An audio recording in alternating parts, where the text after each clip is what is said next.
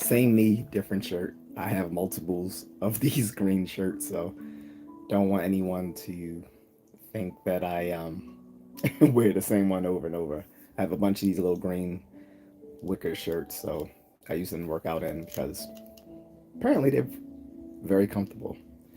Um, got a little bit of lo-fi playing in the background to kind of keep the mood chill. And since it's Sunday, I figure we'll just do a format where you can ask me anything. Also, not just ask me anything, but try to stump me on a philosophy question. So that will be the format today. Because, usually no matter whatever sort of um, topic I put up, people like to ask random questions in the comment section, the chat, and in the live chat. So let's just have at it. You can ask me any random question, and I'm not pretending that I'll know that those things that you're asking me, but I figure since people are gonna ask random questions anyway, some you know on some of these streams I'll just have a format just for asking random questions. So you can ask me a random question, or um, you can otherwise try to stump me with a philosophy question. Now, of course, if no one jumps in on the stream, I'll end it early, and I might put in my own 2 cents about a, a, a random philosophical topic. But otherwise, if people chime in, you can ask me any sort of random questions. What's up, Bobo? It's actually mid afternoon here, so I'm guessing you're across the pond from us here in the States. What's up, Brandon? I'm doing well, thank you. Julian, what's up? Thank you for subscribing, Julian. And guys, I rarely ask this, but it would help a lot if you guys subscribe, if you hit the like button, hit notifications, and share these things because it really does help. But I rarely ask because I find it annoying too. Trust me, because I watch just as much YouTube as you guys do, and I find it annoying too when I hear people always saying, hit the like, hit the subscribe, hit the notifications, and share with your friends. But it really does help, and with the way the algorithm works on YouTube, it allows the channel to grow and for me to do more things. So I appreciate it. Bobo says the feds. I'm not the feds. I just keep a close haircut, and I'm a veteran, so I'm. Um, he said it isn't annoying. Are you good? All right, thanks. But yeah, so guys, since you're just hopping in, like I said, the uh, the topic du jour is just ask me anything, or you can try to stump me with a philosophy nugget of knowledge that you know. Um, I'm a big philosophy nerd, so a lot of these formats I like discussing philosophy because I rarely get to outside of academia.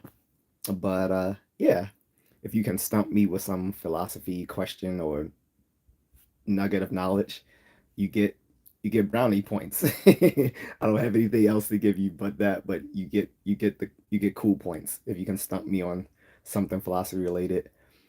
But otherwise, you can ask me any question.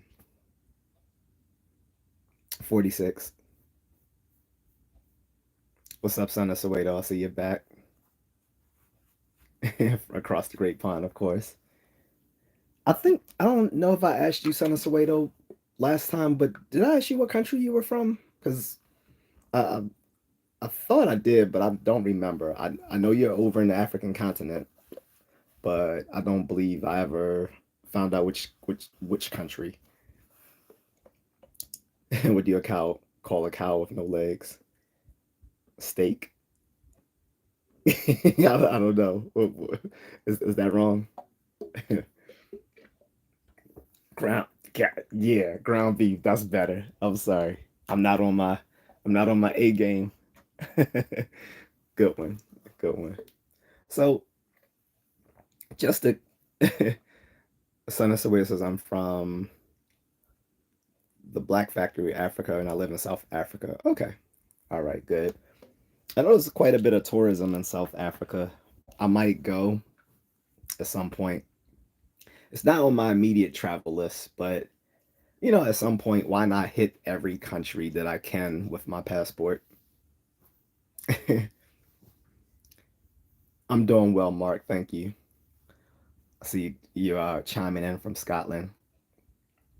So here's a random topic we can throw out there, and then we can, I don't care where it goes from there. But I'm pretty sure everyone's aware of the whole whom would you choose, the man versus the bear discussion that's been all over that all over the interwebs in the last few weeks. And yeah, I plan to enjoy when I come to Africa. So it's the whole discussion has become pretty muddled. I'm doing well, Shubajadi. How you doing? So the man versus bear thing has just become absurd. I don't know. I don't know if it started on TikTok or whatever, but apparently most women are saying they would choose the bear, and I guess they're trying to say the bear is more predictable than the man, which is crazy because being more predictable doesn't make the person doesn't make that thing safer. Like a bear is an apex killing machine. I mean, they're stronger than any human. They're faster than any human. They're bigger than any human. You can't get away from them if they're in kill mode. Like they can already smell you before you've even seen them. They can run faster than you, so you can't outrun them. You can't go up a tree to try to get away from them because they can climb better than us. Like I said, you can if you try to fight them, it'll be it won't go well. I think the Revenant showed just how deadly they were, and that man survived that altercation, which I think is loosely based on a true story. So now I see guys doing the woman versus bear and choosing the bear too, and I think they're basically just doing this out of spite, saying that well at least the bear won't press false charges on them and stuff like that. So just wonder what you guys think about that whole trite conversation. Son of Soweto says, "Man versus the bear." That's an American topic because I have never heard of it. Can you explain? So yeah, just like I said, so somewhere in one of these social media apps, I think it was TikTok or whatever, a bunch of women were being questioned whether they if they were out in the wilderness by themselves, would they choose and they, they could either encounter a random man or a random bear. Most of the women, these are Western women here, so we're not talking about the most rational of people, would choose the bear because they think the bear is more predictable and safer than a random man who they think, for some reason, they think any random man would try to assault them in a sex manner, um, which is just pretty far from the truth as possible. Would either be most men and let's taking us out of the hypothetical realm here and most likely if a guy encountered a random woman in the wilderness he would probably wonder if she's okay, um, or he might want to avoid her if she looked like she was out of her wits. Whatever the case may be, the least likely scenarios that he's going to try to assault her. Meanwhile, the bear is fickle. The bear will do whatever a bear does, depending one on the species of bear. Black bears tend to be the most friendliest towards humans, whereas um, brown bears and grizzly bears tend to be more aggressive. And polar bears are only one of the very few species of animal that see humans as a source of food. So you don't even want to fool with a polar bear. And then we have the the Kodak bear and all these other varieties, all these species of bears. So in any case, I'm I'm choosing the human being over the bear, whether it's a man or a woman.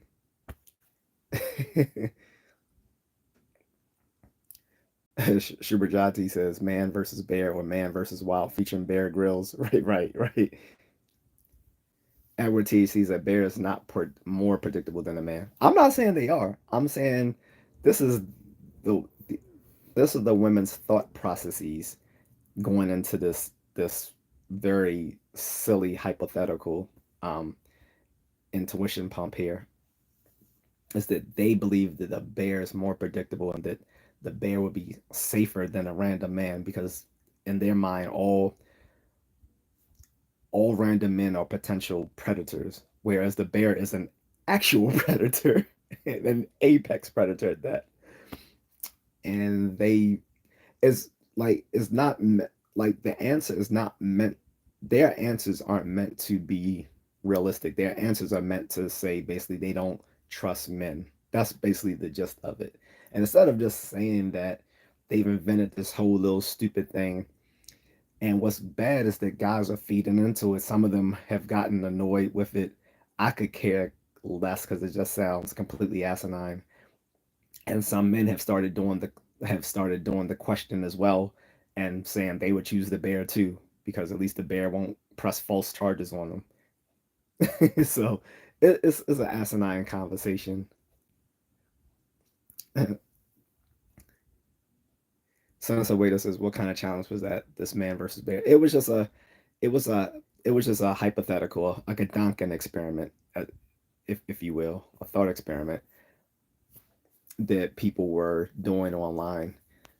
In America, Senator Waiter, we have these stupid things that happen online that people get worked up about at least once a month. There's a new cause celebrate in online every month here about absolutely nothing because this is what we call in the U.S. first world problems, which means people have nothing else to worry about, so they make up stuff that only would you know be a consideration amongst people who don't have real problems.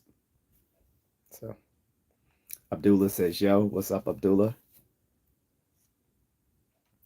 Send us away, so it's like asking us a man versus a leopard. Yeah, you can substitute any predator in there, and it would be the same. The They chose a bear just because like I said, a bear is a gigantic apex killing machine. It's probably one of the most ferocious living animals that we have on land. Edward T.A.C. says it just correctly. He says just the latest feminism crap. Yep. Atlas says pimping ain't easy and hoeing ain't hard. I won't disagree.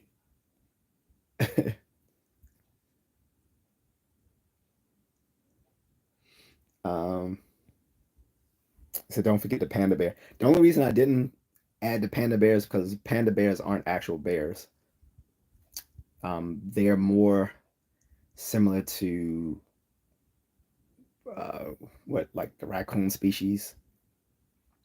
But panda bears, let me make sure about that. I could be wrong. But as far as I remember, panda bears aren't actual bears per se. That's why I didn't include them. But I included all the ones that I know are definitively bears: polar bears, Kodak bears, grizzly bears, brown bears, black bears, and There's a few other Asian bears that I can't remember. Like there's one in Japan. I can't remember the name of that one. Bigger triggers is how many dudes did Diddy if Diddy diddled dudes. The question remains. I don't know, but a Tootsie Pop was probably involved in it. What's up, Eric? I see you back. He said pandas are funny, but they will still mess you up. Yeah, they're as far as I know, they're not too aggressive with humans, but obviously, if they swatted someone across the face, It would be night night. It would be night night. Sun bears. Yep. The sun bears I think are from Japan. Bigger trigger.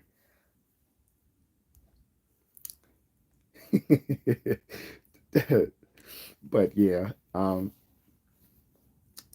that I just that was just something to throw out there because, like I said, you guys can ask me any random questions, or like I said, if you're feeling if you've been eating your Wheaties, do people still say that? But yeah, if you've been eating your Wheaties, you can try to stump me with a philosophy question.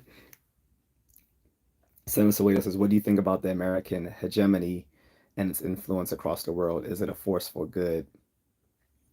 Well, those are two separate questions, so I'll try to give my opinion on those. So the American hegemony in itself, I don't have a problem with it because we are a superpower after the events of World War I, World War II, and then the long the long standing feud with the Soviet Union during the Cold War. But I think half a century of bad foreign policy created our own problems for ourselves across the world.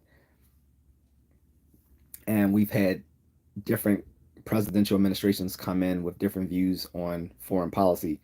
Some wanted to be, some wanted a very standoffish sort of sort of policy where we don't get involved in the world's events unless it's a matter of national security. Whereas others, like the neoconservatives, wanted to take a proactive approach to issues across the globe. But is it a force for good? I don't think it's neither a force for good or a force for bad. It depends on how it's utilized. I think it could be a force for good.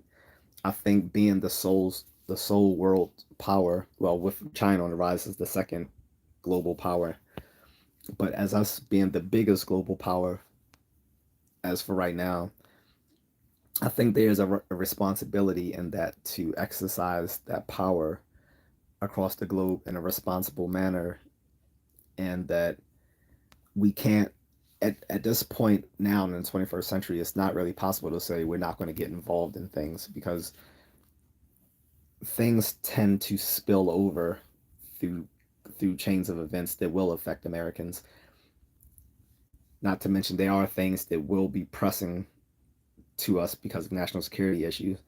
And third, if we're the sole global power, then it is kind of our responsibility to get meddlesome sometimes. Like, we know that there's places all across the world that things are happening, and these people actually hope that Americans can get involved and help them. And sometimes we do, and sometimes we don't. Usually based on whether those people have resources that we covet. But I guess that's how you can look at it. I think it's convoluted. I'm not in a position of any power or influence, but I think being the world's biggest superpower now, we do have a responsibility to intervene when we can. And like I said, because lots of times when we don't intervene, there's a causal chain of events that leads to things hurting us in the long run. And a lot of these problems across the globe have been something that we've caused 50, 60, 70 years ago through bad foreign policy. Top Dog Sports says Kaula. I don't know what that means. Bigger Tree says sloth bears. I don't think those are bears either. Sloths are, yeah, I don't think sloths are bears. Drabin says, "Good day, sir. What's up?" Uh, Shubajati says, "Why not degrees Celsius? Why Fahrenheit? Isn't it complicated for you guys to calculate?" Because Americans reject the metric system. The metric system using the base 10 is a much more useful system. And really, the only people who use the metric system here in America are either scientists or drug dealers. Yeah, average drug dealer knows how to use the metric system better than a college educated person. But no, in all seriousness, I use Celsius because since when I travel across the world, most of the times they use Celsius as opposed to Fahrenheit, and it's a easy conversion scale you can use to translate between Fahrenheit or Celsius. But Fahrenheit is just something left over from the way we've been raised, to look at temperature. So it's just a matter of tradition. Even though, like I said, yes, Celsius being part of the metric system is a much easier way to calculate things. Brandon Gonzalez says, "What's a knight's favorite fish?" What? I don't know that one. Brent is going on timeout.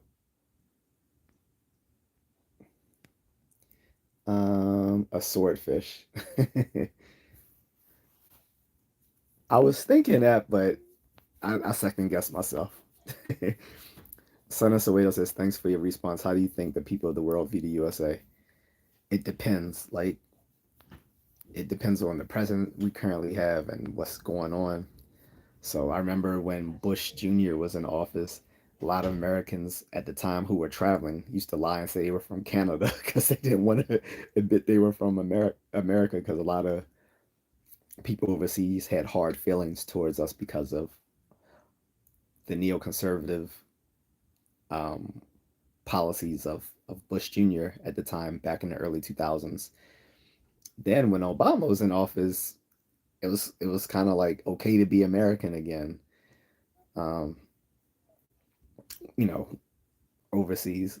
So it depends. Well, actually, I'm gonna take that back, because it was good to be American in some places. In the Middle East, it was still bad because Obama was doing his drone wars, especially in places like Somalia and Yemen and Afghanistan. But in the parts in the westernized nations across the world, it was popular to be American again during the Obama administration. During Trump, again, it was a mixed bag. I think I think a lot of authoritarian countries like this when Trump was in office. So I don't know. It would probably it would probably it would probably depend on the region and the country, how people view us. I, for my own part, have never lied about being American when I'm overseas, but at the same time, I don't advertise that I'm American either. Good thing about being black is that if I want to, if I'm overseas, somewhere hostile to America, I can then, maybe pretend to be from the Caribbean or from the African continent, especially when I'm in Asia, because some of them think I'm an African student or something anyway. Don't worry about him, Brandon. He is on timeout because he's saying, you know, goofy stuff. Son of Sawyer says, "Do you really believe that people hope for Americans to get involved in a country's politics?" Yes, absolutely. We see this all the time.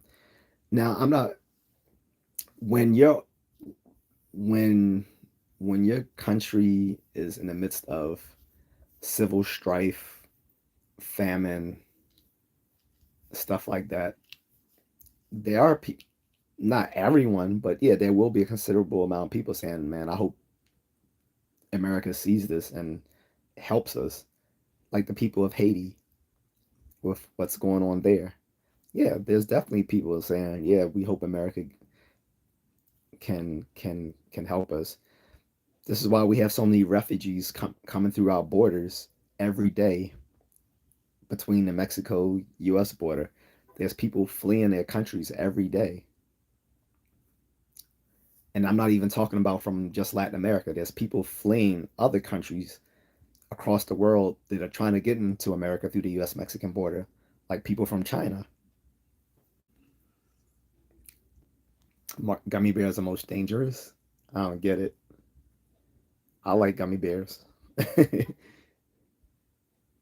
My case says King. I don't know. Cam says Black Power. Shubajati says, "Sir, please do come to India, especially in Rishikesh. It's a holy place. People go there for yoga and meditation and cleanse their mind. Rishikesh. That's a temple or is that a city? And in what part of India? I wish I kind of went. I had a best friend who was Indian from high school, and throughout my undergrad and college, but we kind of fell apart after college. But he went to India a few times. One to visit, and then he was also looking for a wife at the time because he wasn't satisfied finding Indian women here in America, here in Maryland, and the D.C. Virginia area, particularly.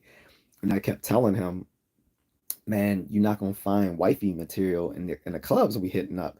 I said, you just gonna find girls that are good for a fun time. You're not gonna find wifey. And he was like, yeah, man, you're right. And he was considering, like having his parents connect with some folks back in India and maybe do an arranged marriage.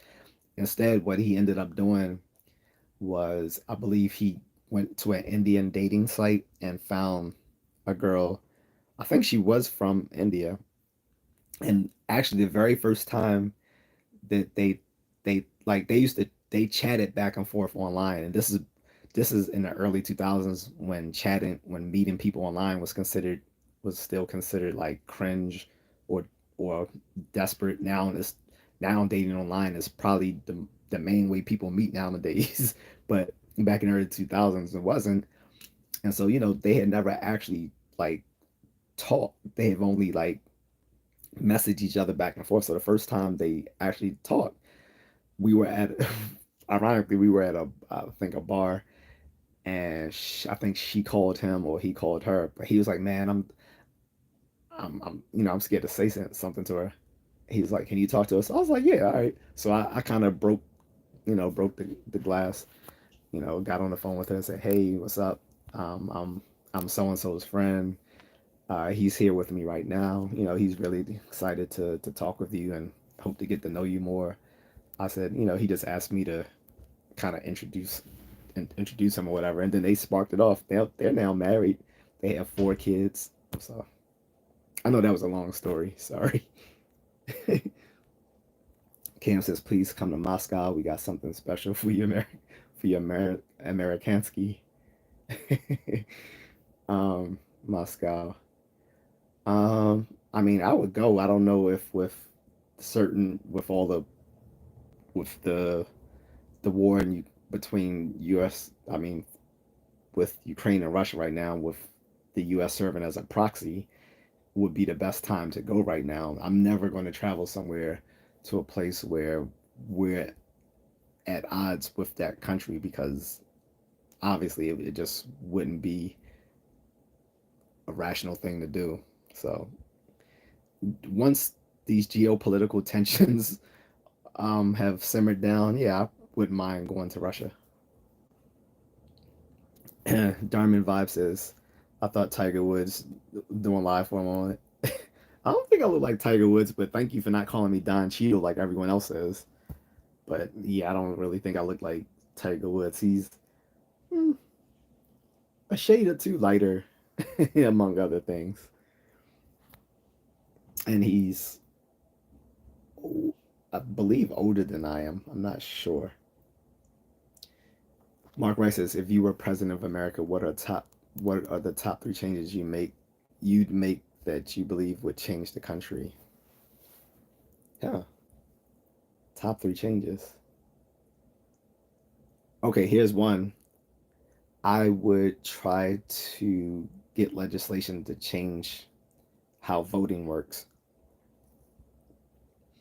I believe we need an epistocracy.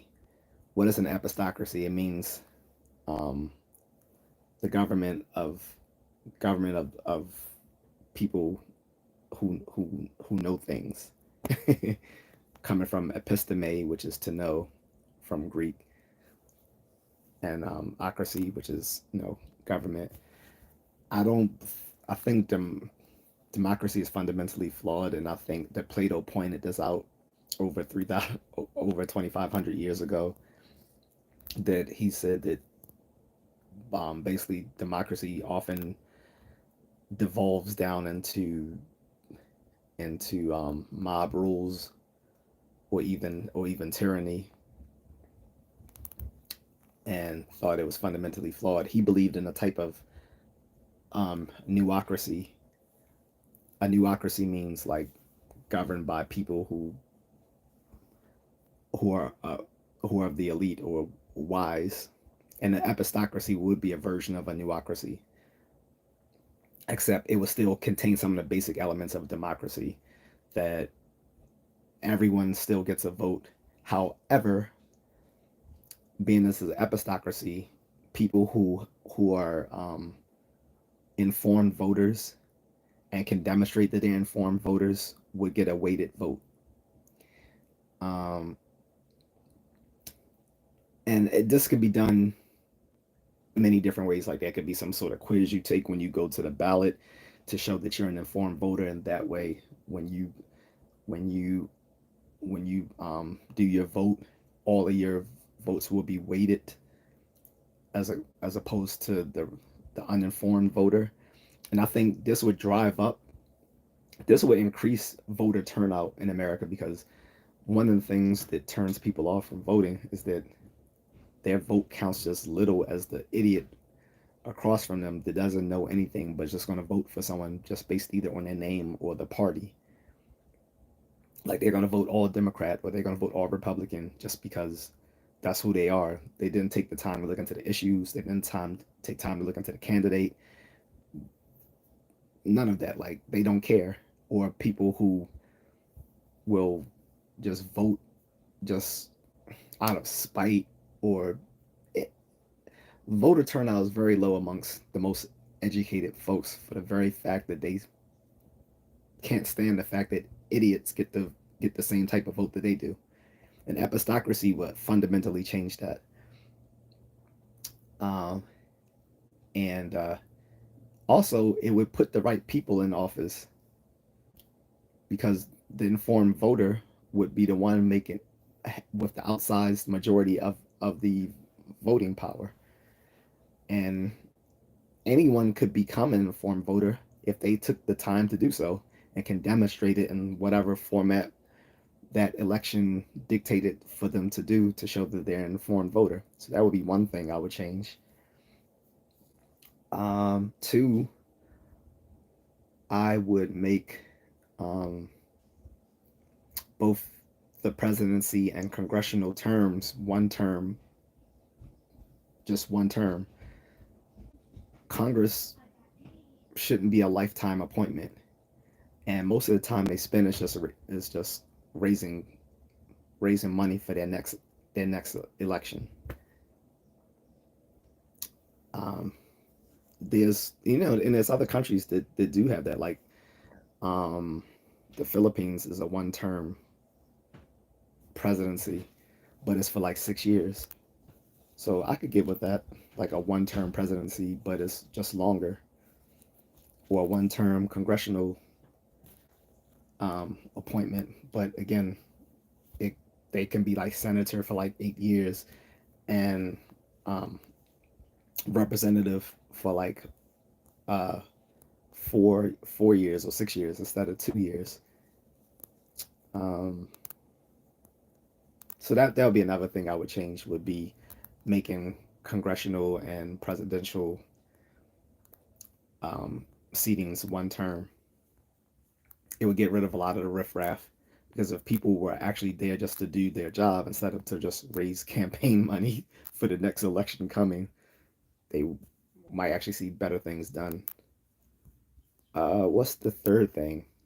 The third thing, um,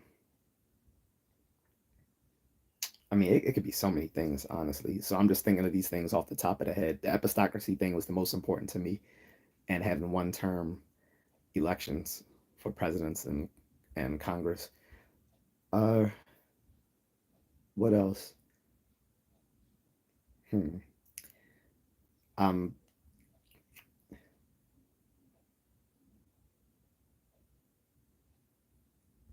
Oh, more severe criminal laws. I think if if crimes were punished more severely, um, it wouldn't be a deterrent so much as just that it would keep the people who keep reoffending from being out on the street to hurt other people. Like Singapore has some quite severe laws, but it's one of the safest countries in the world to visit, and they have the world's most powerful passport. But they give out death penalty like candy out there if you trip. You drug trafficking, death penalty, right? Like they have death penalty on their books for like at least 16 different crimes, I think. Again, there's a very severe laws, but if you play by the rules, Singapore is a great place to live, and it's not a very democratic place to live. I'm not going to lie about that, but those severe laws have made it one of the safest places to live or to visit. Similar to Japan. Japan has actually pretty severe laws, even though it is a democratic nation, but their laws are pretty severe. Um, but again, they are also one in the top 10 safest countries in the world to visit, and they have the second most powerful passport in the world. It used to be the first. Now they dropped down to the second because Singapore is now the most powerful passport in the world. But it's something to say that you can have democracy and have very strong laws on the books that can keep your citizens safe. Like people should not be at the mercy of criminals here in America, like as they are, especially if they're youth. Youth are treated with kids' gloves and basically just go on to have a career of criminality, and it's like nothing you can do about it. And then people who want to protect themselves can't. So I guess those would be the three things: establish an epistocracy where people who are informed voters get a weighted vote during elections. Two, make government positions one terms, and three, make criminal offenses um, punished more severely by law. So sorry for that long that long explanation. KM says philosophical Putin like you. Okay. And Signum Crucis says Trump 2024. KM says Biden 2024. Senator Soweto says most people flee their countries because of American policies. What would you say if I told you how the USA interferences have destabilized a lot of countries who send refugees to the USA? Yes and no. Some of these people are fleeing their countries because their own their own leaders aren't very good. And this happens a lot in many of these African countries. Most of these African countries, ever since the 60s, have have been free of European colonialism. And what have they chosen to do? They went back into the same bullshit they were doing when they were kingdoms before the arrival of European colonization. Not only that, now they're allowing China to largely colonize these African countries through their Belt and Road Initiative. So you can't blame everything that's wrong on American intervention, because like I said, there's been mixed periods of American history where we are interventionists, and then other times where we're like um, America first. So many of these countries have put their own selves in horrendous positions. And like I said, that definitely speaks for continental Africa. Most of these places um, are there through their are shitty places to live through their own devices. Corrupt and incompetent leaders, coup d'etat. Like we didn't have anything to do with that. Haiti, yeah, we've had problems with that.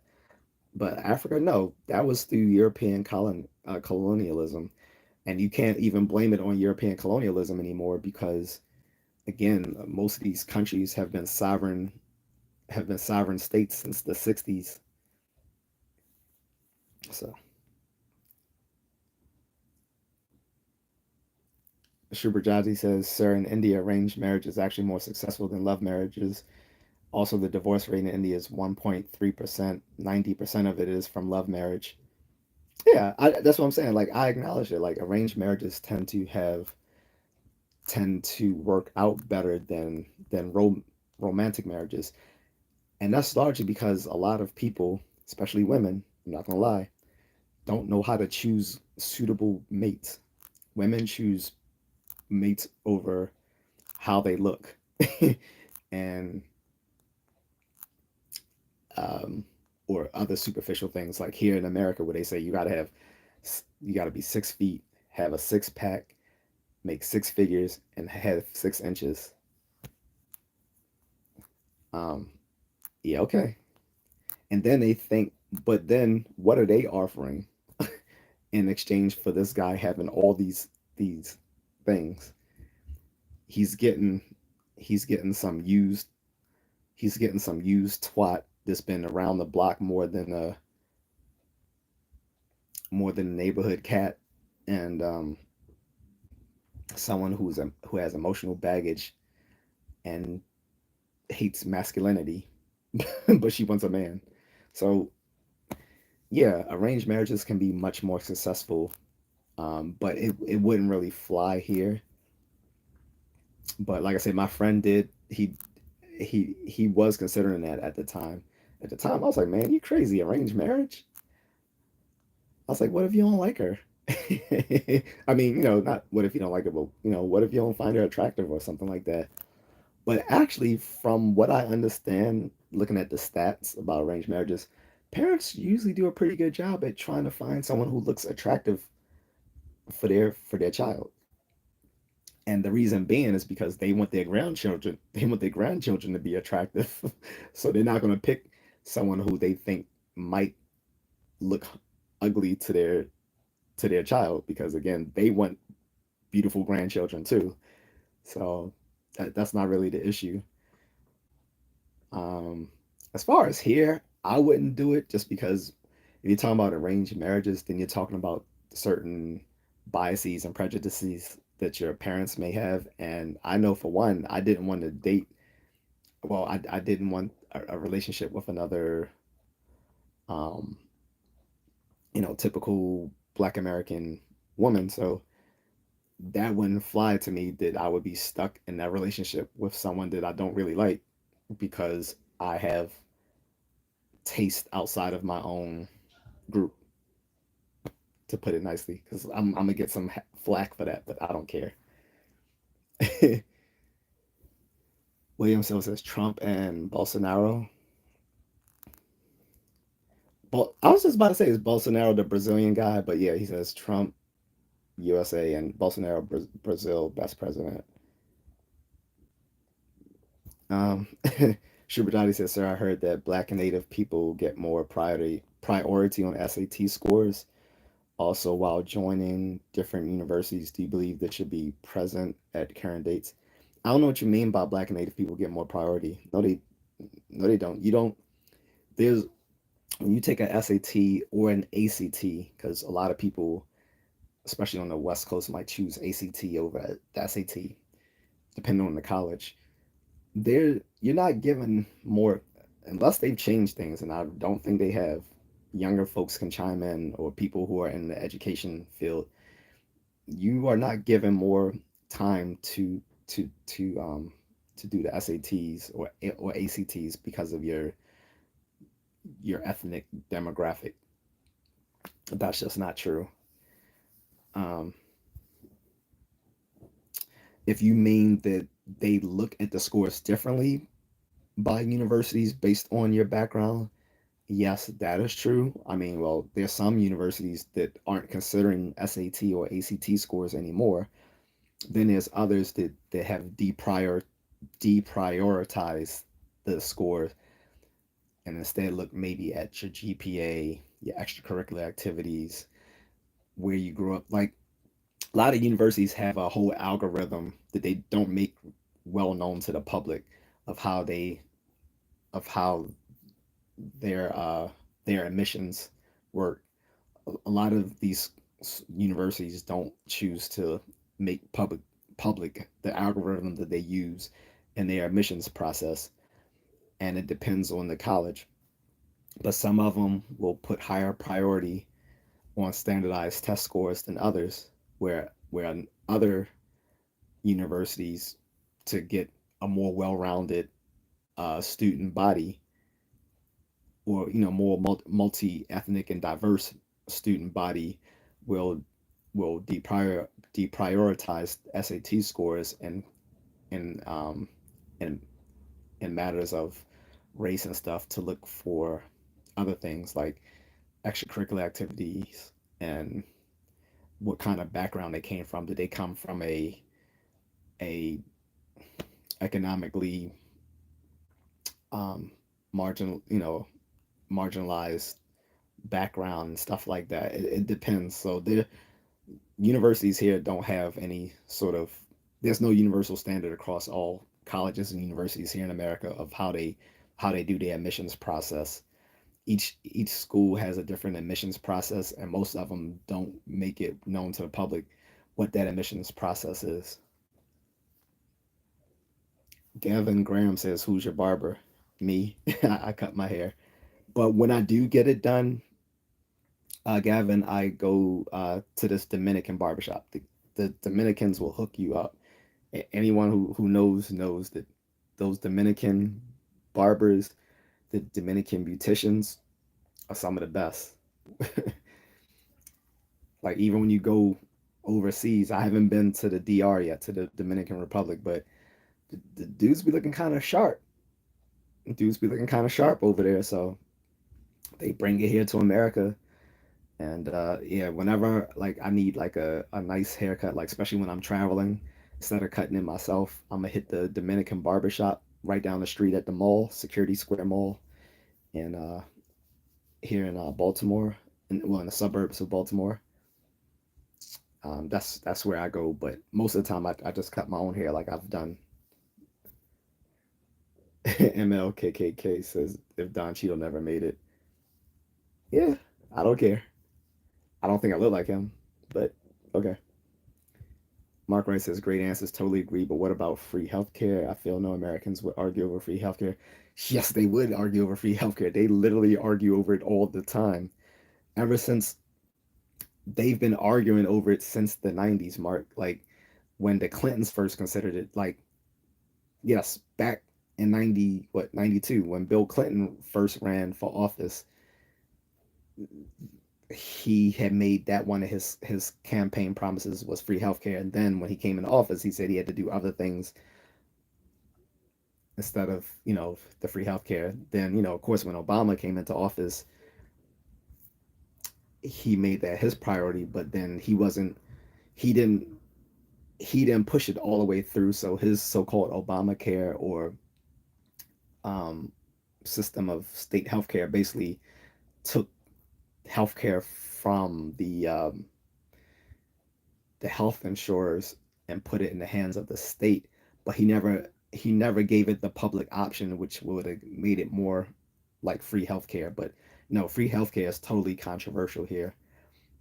Do I'm of a mixed mind about it, because yeah, I would definitely think that free healthcare would be. I don't like, I disagree with progressives who say that free healthcare is a human right. I don't think it's a human right, but I think it is a I think an advanced society can do free healthcare.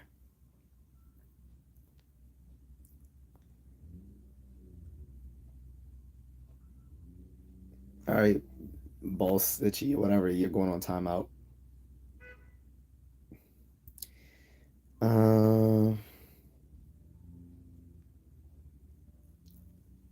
are you much of a reader? If so, any book recommendations? Oh, I'm a voracious reader, especially now that I have my reading glasses. I stopped reading for like a year or two other than comic books, just because it was getting too hard to see to see the small typescript.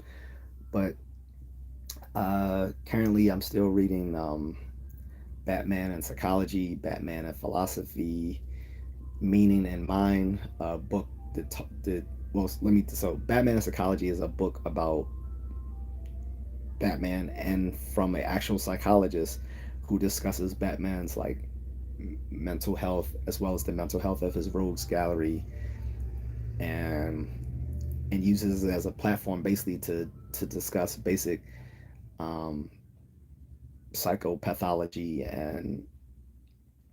and stuff like that. Basically anything that a probably a beginning psychology student should know. Batman philosophy similarly discusses philosophy from someone who's steeped in, who's an academic philosopher, talking about some of the underwriting philosophical issues that go into the Batman mythos, things dealing with things like existentialism and stuff like that. Uh, Meaning in Mind is another book I'm currently reading. It's a book about the late Jerry Fodor, philosopher and cognitive scientist. He was one of the people, along with Noam Chomsky, who are sort of the founders of cognitive science today. He has a prolific amount of writing dealing with cognitive science and philosophy of mind and philosophy of psychology. He, you know, this wouldn't be, but this wouldn't be good reading for a person who doesn't know, who's never taken formal philosophy courses. Those two Batman textbooks that I just, well, those not textbooks, but those two Batman books would be something for the layman to read. The Meaning of Mind book that I'm currently reading is not something for the layman. It's for someone who already has a good understanding of philosophy of mind. Okay, uh, it like I said, it discusses a lot of Jerry Fodor's theories and hypotheses, and there's like it deals with either like the criticisms on some of his views, like meaning holism, which is something I can't really explain right now, or his language of thought hypothesis, which has become very popular within cognitive science and controversial to say the least. That there's a, just like you said, a language of thought that basically thoughts are sentences encoded in the brain. It gets into a bunch of other things that he's written about for a long time. So that's what I'm currently reading. And what else? My Marvel encyclopedia and the Star Wars novel, the original novelization to the Star Wars film. It actually came out a year before the movie was released. So those are my current reads. Like I said, I can't recommend Meaning in Mind for you because it's not for beginners. But you can get intro level philosophy of mind books out there that for people who are laymen in the subject. Shubert Jadi says, Mark Wright, read Life Management by Swami Amartyananda. It's a short read, under 90 to 100 pages book, but one of the best I've read so far. And Bhagavad Gita is an all-time fave. Okay. But yeah, so I read a lot of comic books and stuff like that. So, and like the graphic, when I read comic books, I usually I don't really read the single issue magazine comics unless it's like the very first issue of something that just came out, like Captain America #1 that came out in October 2023. I bought that just earlier this month for free comic book day. I bought that while I bought, and then I picked up a bunch of free comic books. But I had been meaning to get that earlier last year, but uh, I hadn't really been to the comic book store that often since there's none near me anymore. So when I went to Free Comic Book Day, that's one of the few single issue comic books that I got. But usually I buy them in TP form, which means trade paperback. Trade paperbacks are the entire collection of a story from the single issue comics combined into one book. It usually makes for a better read, and it's cheaper to buy them all in one trade paperback as opposed to buying each single issue And it's actually better for the artist and writer. They make more money from people buying the trade paperbacks than buying the single issue comics. And I'll read the graphic novels too. Some people say graphic novel and trade paperback interchangeably, but they're not exactly the same. Graphic novels used to be like an entire story of characters outside of the main continuity of the comic book.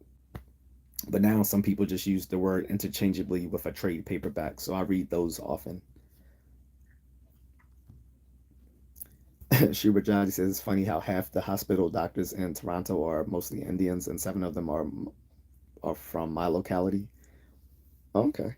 Well, even here in America, there's a lot of Desi folks that are in the medical field, as well as engineering and soft and like IT. It made I love Batman. Will surely read it. Good. And I have a bunch of reference books to Batman too that I tell people to read up on if they don't know the Batman mythos. Like I have the Essential Batman Encyclopedia. It only covers him up until like maybe 2012, and then anything from that on, you need to get some of the other stuff. But I like the Essential Batman Encyclopedia. There's the Batman Files, which is really good. And what's the other one? The Batman Vault. Those are all good references. Those are on my shelf. That's why I was looking over. Um, or if you want to get started like from the beginning, you can find a facsimile reprint of DC Comics issue number 27, which is the first appearance of Batman. The facsimile reprints are just as cheap as buying a comic book today. It's not going to cost you what that comic book is now worth on the market if you bought the original first printing of it back in 1939, which would be around like $2 million. And also Batman number one, you can get the facsimile reprint, which will cost the same amount today, which is like basically the comic today is like $5, $5.99. Or you can just buy them and buy the whole stories in a collected volume, which some of those I have as well. That's Batman Chronicles Volume 1. You can buy that, or you can get the DC Comics Classic Library, which is like also a collection of them. So it'll let you start off from the old stuff from the 30s and 40s, the old golden era of comic books, the golden age, which is like the late 30s up until the early 50s. And then the silver age of comics, which is considered like the biggest, which is considered probably the most famous pop popular era of comic books. That's when a lot of the baby boomers grew up reading comics, was the silver ages. So that's like from the 50s to like the 60s. So you can find all of those in collectible volumes where you're not going to have to pay a lot of money for it. Like you can buy them either in like the Batman Chronicles or the Batman Omnibus, stuff like that. Mark Rice says Batman One sounds really interesting. I didn't know about the Star Wars novel. I'll have to check that out. Yeah, it came out in 1976, like a year before the movie hit the theater, and it fleshes out the the characters, and it makes it pretty obvious that Luke was always the focus of Star Wars. Like the the Skywalker saga was always meant to be Star Wars. It wasn't meant to be a sprawling sci-fi, right? It was always meant to be a family saga. So, Schubert Dice says, "Sir, I'll see you tomorrow. It's already 2:24 a.m. here. Need to sleep. Wake up late. My mom would beat me with a broomstick like last day. Oh, okay. Well, don't want that. So I'll bid you adieu.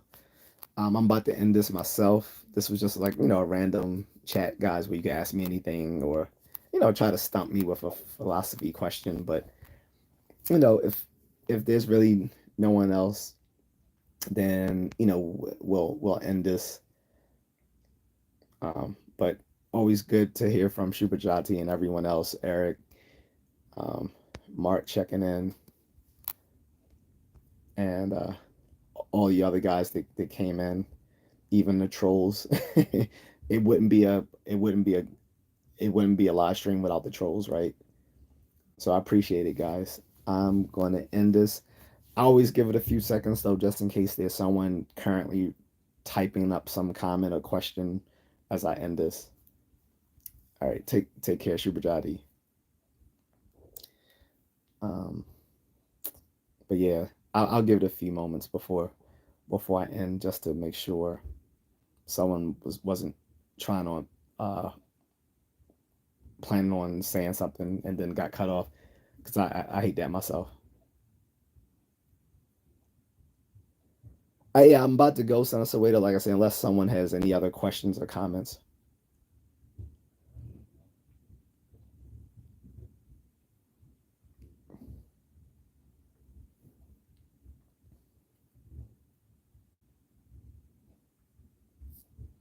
And oh, by the way, I want to correct myself from earlier. When I said that I'm not sure if pandas are pandas are genuinely bears. Yes, giant pandas are true bears. So I was wrong there. They are part of the Ursidae family, which is the family that covers bears. Um, what I was confusing them with was red pandas. Red pandas are not bears, but yes, giant pandas are true bears. Well, unless you have any other comments or questions, send us away to it wouldn't make sense to carry on a live stream just with one person like back and forth. No, you know, no offense to you, of course, but live stream should be, lively engaging with several people. But if it's just one person, it wouldn't, you know, probably wouldn't be a good use of time. Well, I have plenty of things to do. I'm just sometimes putting them off. I use these vertical live streams because they also help to build watchable hours for the channel, which will lead to my monetization. Kamato says, LOL. Carlin says, you good? I am doing well. So for the people just jumping in, I'm probably going to end this within a few minutes unless you guys have questions or comments. But this was a format where you could literally, ask me sort of question, as long as it's appropriate, of course, or you could try to stump me with some sort of philosophical question. Um, but otherwise, yeah, I am going to end it. Can you think that we would have reached our moral and ethical standards without religious beliefs? Well, yeah, I've said that in a lot previous live stream where we were just talking about philosophical topics. Ethics predates organized religion, so you don't need religion to for for morality. If anything, religion has often been a counterbalance to people um, developing moral behavior.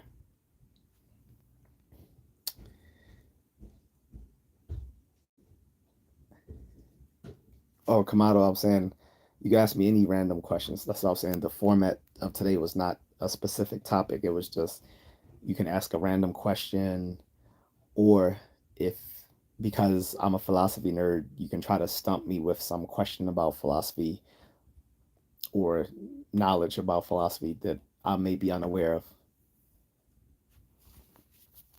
Jerry Sturkison says, why is banana curve? Don't know. Eric says, question the election coming up. What do you think about two senior citizens running for office? So yeah, I thought we talked about this a day or two ago. So I said to me, it's funny you got two guys from the silent generation running. Like both of them were born when World War II was still going, and in the current debate, they're talking about they're going to stand, and they were just joking on Saturday Night Live that it seemed like for these the our two candidates are so old that for them a feat of strength is showing that they can actually stand for an hour. um, I think a lot of people are going to watch it just to see. if this turns into a segment of grumpy old men. But I'm not particular. I'm for Trump, but I'm not particularly encouraged that our political, not just the two candidates, but overall, that in American politics, most of our political leaders are way too over the hill to know what's relevant to people in society that will have to live with the mistakes that these old fucks make. That's I guess the best way I could put that.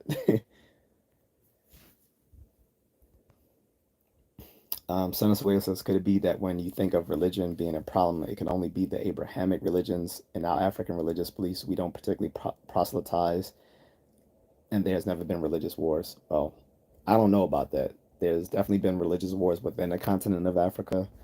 Literally, the Muslims came in and did conquest of North Africa. But the Abrahamic religions aren't the only warlike ones. Current, as of not too long ago, what was going in Myanmar was that Hindus were actually attacking Muslims. Most people don't think Hindus had that sort of aggression, but yeah, Hindus were attacking Muslims, Muslim Burmese people in Myanmar. So it's not just the Abrahamic religions. Religion is used by a tool of folks for the sakes of power, conquest, whatever. I didn't say that, so I don't think religion is bad. I just don't think it's particularly good either. I think it's a tool used by people for their own means. And like I said, ethics predates organized religion, so you don't need religion for moral development. I think it's actually antithetical to moral development because as far as religion is concerned, all of all of ethics boils down to the divine command theory, and the divine command theory goes only one of two ways: either what is morals because the gods command it, or the gods command it because that morality is good, which means then you don't even need the gods for ethics again. And on the other hand, morality becomes completely subjective to whatever that deity or deities believe, or their leaders that interpret it for people. So this was a problem that Plato pointed out 2,500 years ago, or I should say more appropriately Socrates, um, which was voiced by Plato in his books. So Jerry Sterkison says politics are a waste of time. Even if they are a waste of time, a lot of people see it that way. But politics still controls a lot of what goes on in our lives, whether we want to deal with politics or not. Politics will still deal with us. So it's still worth being politically informed, even if you are completely apathetic about it. I'm politically apathetic, but again, I've never stopped being politically informed because not being informed of what's going on doesn't change the fact that politics are still going to change certain things. And I'm not talking about on a federal or state level. I'm talking about just on a local level, like whether you're talking about city, district, village, town, whatever. Jerry Sterkson says insert second Congo War. I don't know if that. So I don't know much about it. I don't know if that was a religious war or whether that was a, a intertribal war, because I seem to remember that was more of an intertribal war than a interreligious war, but I could be wrong.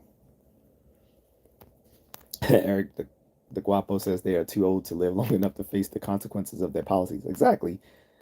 I mean, it's people just as old in Congress too. It's like Nancy Pelosi needs to get her little insider stock trading ass out of Congress. I can't. I don't like her.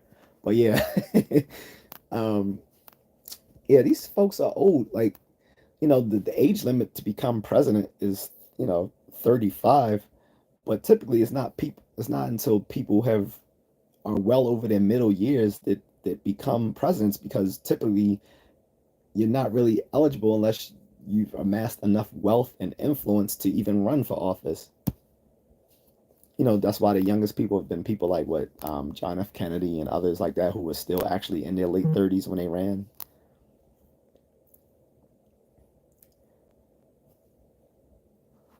Jerry Sturgeson says, insert the Hutu and the Tutsi war. Yeah, but like I said, that was an intertribal war. I don't. That wasn't a.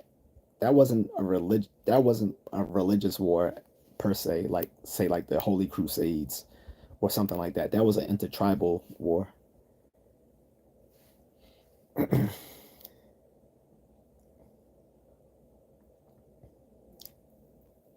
Eric Guap says, without religion, you do not get objective morality. Um, yes and no. But see, here's the thing: moral relativists do have the better argument. They do. That's why a lot of folks, even within, and not just academia, but like say even like coming hard-hitted philosophers and scientists and mathematicians um, um, have been moral relativists, because it's just hard to say that there's anything objective out there that makes something moral or immoral. It's just a very hard argument to make, if that argument can be made. However, there is a still a scientific basis for some sort of quasi objective morality, and I pointed this out in a previous live stream as well, which is the fact that we have moral instincts. We're all born with the same moral instincts. Like there, we are, not only that, but every human society that's been studied so far has some sort of universal taboos against the same things, like murder, rape, cheating, dishonesty, um, those those sorts of things. Like every society's had those universal taboos, and again, most people are born with normally brain people that is, are born with basic moral instincts. How those things are further developed depends on your ethical development over time, and that's largely a matter of education and so forth. But that does give us a case for objective morality completely outside of the confines of religion. Now, obviously, if the only way to keep people from not,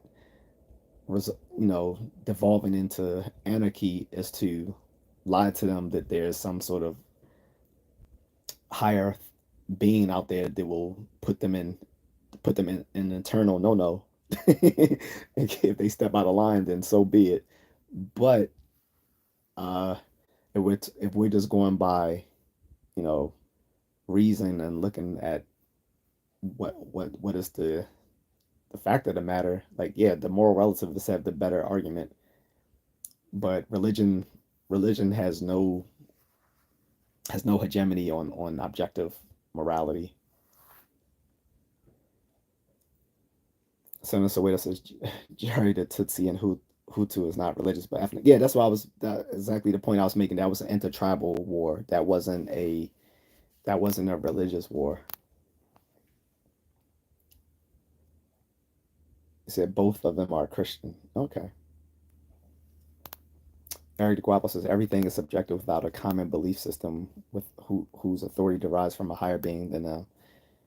I don't believe so. So I'm a realist, um, as are many hard-headed philosophy folks, particularly in the analytic tradition. I believe the way that things are largely independent of what we think, believe, or desire about them. Uh, and science is one of those tools, because I'm also a scientific realist. I believe that science is our best tool for arriving at accurate beliefs of of what actually there is. So, um, I don't think creating belief systems without evidence to support them is a good way to get at to get at reality. That that would be another, actually another form of subjectivism, would be just creating belief systems that confirm our own biases. Eric Guapo says, yeah, politics suck, but they impact our lives. Exactly. That's what I'm saying. Even if you're politically apathetic, I think people should know what's going on in their communities, if not their nation, because it does affect them whether they want to participate in it or not. Whether you participate in politics or not, it's still gonna um, affect your life, one way or the other.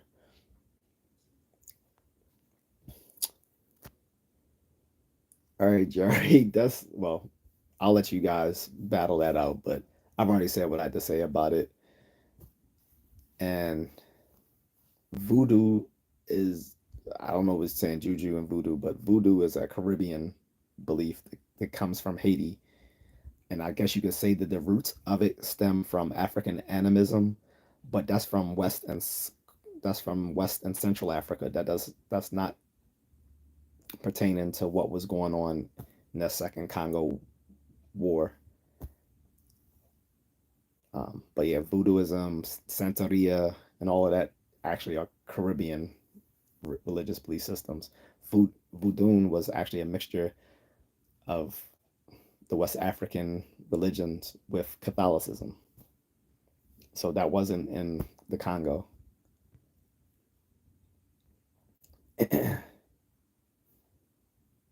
Jerry Sturgeson says every continent has its religious and cultural clashes. Stuff happens. That's true. That part is true, but you can't throw. But then you can't throw everything in there and say those were religious wars.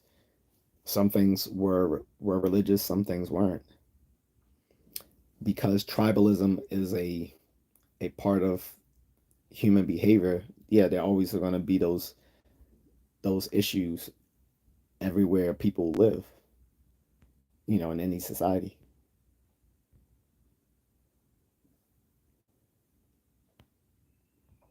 So I'm gonna just skip ahead to from their debate. I've already put in my 2 cents. Some would say, so Eric DeGuapo says, some would say that being born with similar moral instincts is evidence that God wrote his word on our hearts. You could take it that way. I don't. There's we're we're born with a lot of innate beliefs because of psycho, evolutionary psychology. The beliefs and other psychological traits that would have led to our demise, those people kind of died out. We are we currently have certain traits, whether innate beliefs or whatever, that lead to our selective fitness within our particular environment. Um, just like just like babies are born with certain reflexes, like the moral reflex and stuff like that, where they instantly grab things. And in any case, we have a lot of instinctive beliefs and so forth that we're born with because they ensure our survival. And these were met over long periods of time through trial and error. um, you know, but there's nothing religious. I mean, if people want to see that as being religiously inspired, that's fine. But that's purely a matter of you know cognitive and behavioral sciences that have discovered this. I've literally read the book by the guy who wrote the book on basic moral instincts. He actually went on further to say that these basic moral instincts are sort of like language learning in humans, where language is instinctive in humans. Uh, and he drew out a I still have the book today. It's in my somewhere on my in my collection. But the author actually came to speak at our pro seminar when I was doing this grad course. explain in his book and his argument about it that basic moral instincts are basically like a whole system similar to our ability to learn language.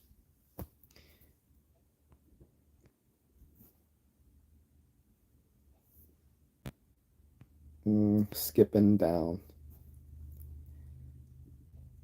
I do not think science is a good, effective way to establish morals for a functioning society. Well, I wasn't saying science is a good, effective way to establish morals for a functioning society. I was saying science discover can be used to discover our moral behavior. That's why we have moral psychology. And like I said, it's through science that we've learned that we have basic moral instincts because we didn't learn that through any religious or common sense training. It took it took actual like research to uncover the fact that humans are born with a basic moral instincts. But that's to discover moral behavior. That's not to it's a descriptive theory. It's not a proscriptive theory. It's right. So meaning it's those theories on moral behavior explain it. They don't tell you what should be the morals. How we develop morality is through moral reasoning. This was the thought processes of people like Immanuel Kant and others who thought that you had to teach people how to morally reason. And maybe his theory wasn't the best way with the categorical or imperative and all that sort of stuff, but Kant and others like him have pointed out that yes, that a part of being more ethical people is through learning moral reasoning. And religion isn't always the best way to do that. For some folks it is, but it can teach people just as much bad as it can good. So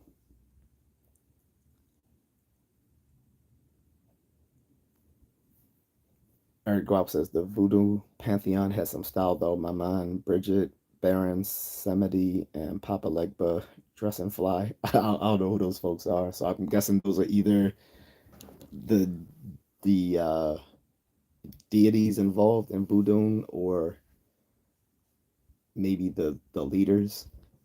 I don't know enough about it. Speaking of evolutionary psychology, do you think that we have genetic memory? I learned about this recently and find it fascinating. No, that's been debunked. There's no such thing as genetic memory. We don't retain the memories of our ancestors. That that's not how memory works. First, and not only that, memory is an ongoing process. Even when you talk about long term memory, it can constantly be changed through recent events and processes that go on, um, like long term potentiation, working memory, age, um, neurochemistry, all sorts of things. Long term memory isn't as accurate as people think it is. It's it's an active process, and it can change over time. And yeah, there's no evidence that memories can be passed down through ancestors. So yeah.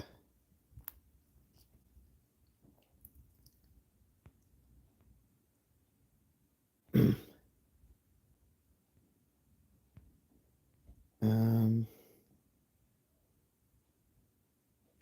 all right, yes, man is gone. Actually, I think you've been on here before. I'm gonna just hide you. You're no longer on this platform.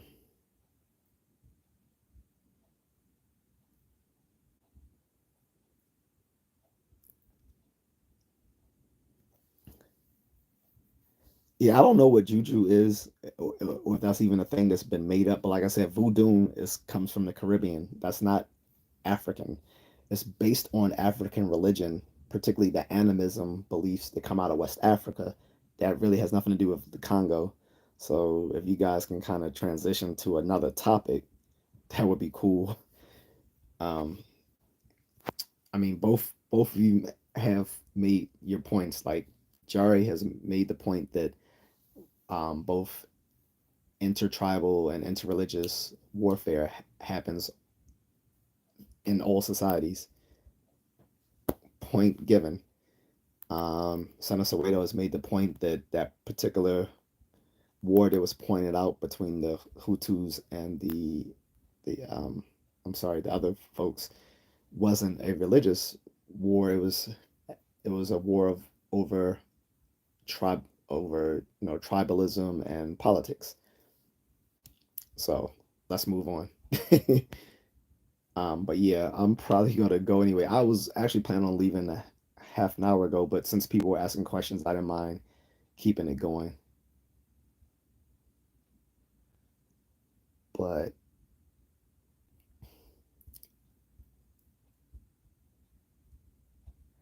well, I'm not saying there are religious wars currently in Africa based on African religion, but there have been wars based on religion there and everywhere else. I'm not saying currently there are, or even recently. I'm saying, but there have been in the past religious wars. Like I said, the spread of the spread of Islam through Africa was through warfare itself, holy conquest. So it would be false to not say that there has not been religious warfare in Africa. There definitely has been. Every society has had every society where there has been organized religion, there has been warfare of some sort. So yeah. So like I said, both of you have made your point. But in any case, um, unless there's any other further questions, comments, I'm gonna end this pretty soon. I'm not assuming Islam and Christianity are indigenous religions. You didn't hear me out. I'm saying that Islam was spread to Africa through conquest. It did not. It's not indigenous to Africa, obviously, right? It came out of Saudi Arabia, right? Spread throughout the Middle East through conquest, and it spread throughout Africa, particularly, especially within North Africa. Um,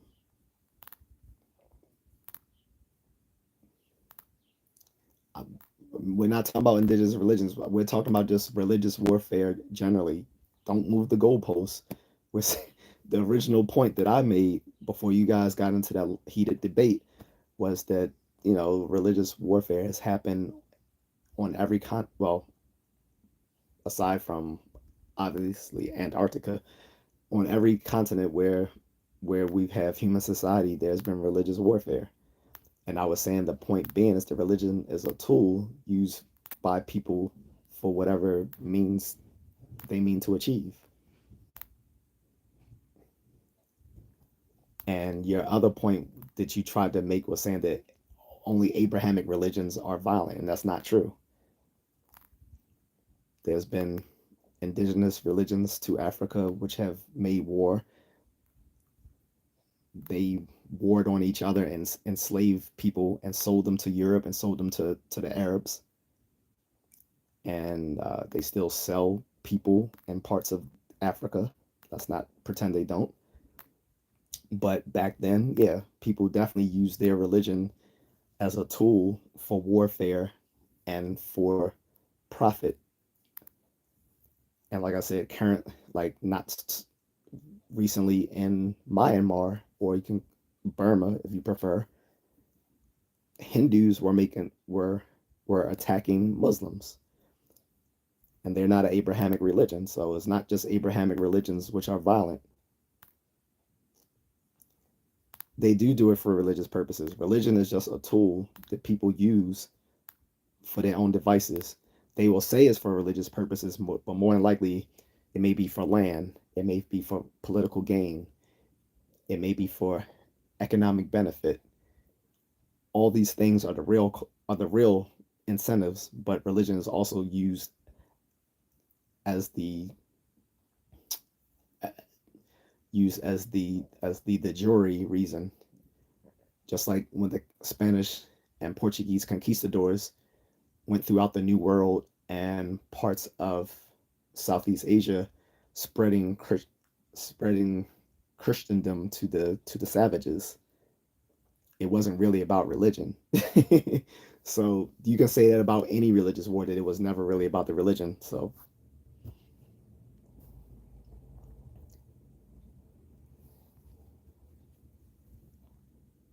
exactly, like Eric de Guapo says, the natives from the U.S. and Mexico had religious beliefs that encouraged them to slaughter people. This is not new or unique to Abrahamic religions. That's right. Look, the Aztecs, the Mayans would capture would capture folks and, you know, slaughter them to their deities. It happens everywhere. It's just not Abrahamic religions. It's just that's just not believable to say that only only these Middle Eastern religions that stem from the Abrahamic tradition are violent. All religions are violent if they're used for ill means. That's all I'm saying. All religions are capable of doing that because they're all run by people and people all have the same human behavior. You can take the noblest religion and corrupt it, the Jedi. When you corrupt it, what do you get? The Sith. So, um, again, it's just how people use it. But in any case, I think this is a good ending point, guys. Um, we'll be back again. Well, I will be back again and probably have Mrs. Contrarian do something. And again, once I monetize, look out. She will probably do a video. Once I hit that marker to celebrate hitting that point where I monetize. So be on the lookout for Mrs. Contrarian. Pillar Chain says religion has nothing to do with faith. Um, well, it has something to do with faith. Basically, religion often expects you to accept its doctrine on faith instead of on evidence. So it has something to do with faith. If you mean living a life based on faith instead of based on a doctrine, maybe that might be what you're trying to say, but even still, I think that faith is based on might be based on some sort of doctrine itself. All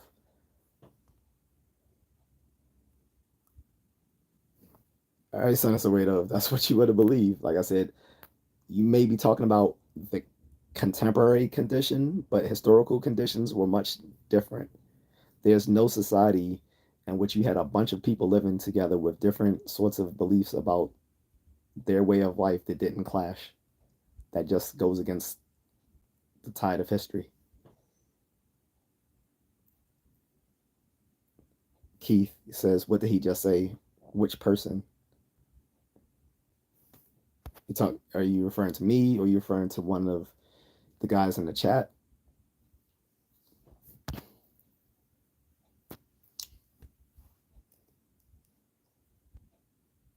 I'll give you a few seconds. Not being dogmatic and just believe. Well, I get what you're saying, not being dogmatic and just believe, but believe in what? To believe, there has to be something that is the content of that belief, right? So when you're talking about something that is the content of that belief, is still going to come from some sort of either philosophy or religious doctrine. So there's always going to be a content to that belief, which is going to correspond to something that someone has either thought of or written down or have communicated to others for them to believe. There's no belief within a social vacuum. So to believe, like even if you say belief in some higher power and you don't want to define it, that's sort of a Judeo-Christian concept because there are other religions that have no higher power in their religion, like like Taoism or Confucianism, stuff like that. So it's Aman. I said it before. I thought I said it before. My name is Aman. Nick Jarras is not gonna lie. I thought you were Don Cheadle for a minute. I really don't see the likeness. Like I should probably put up a picture of us side by side, and I assure you that I look quite different than the guy. Like I said, I'm not knocking Don Cheadle. Like he's a cool dude. He's a great actor. Like I said, I've liked him ever since the '90s when I first saw him in this movie called The Rat Pack, where he played the part of Sammy Davis Jr. But beyond that, yeah, I don't really see I'll looking alike. I think most of the people who say I look like him aren't black. So,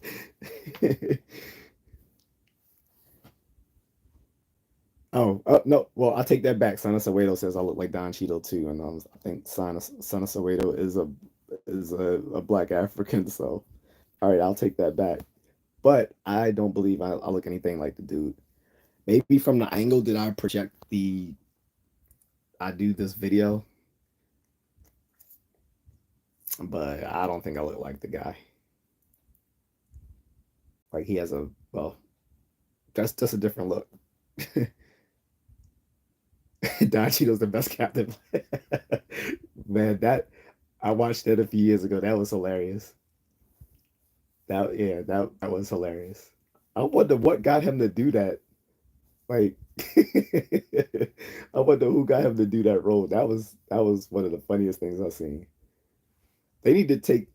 They need to have like big, like mainstream actors do other little spoofs like that. That would be hilarious.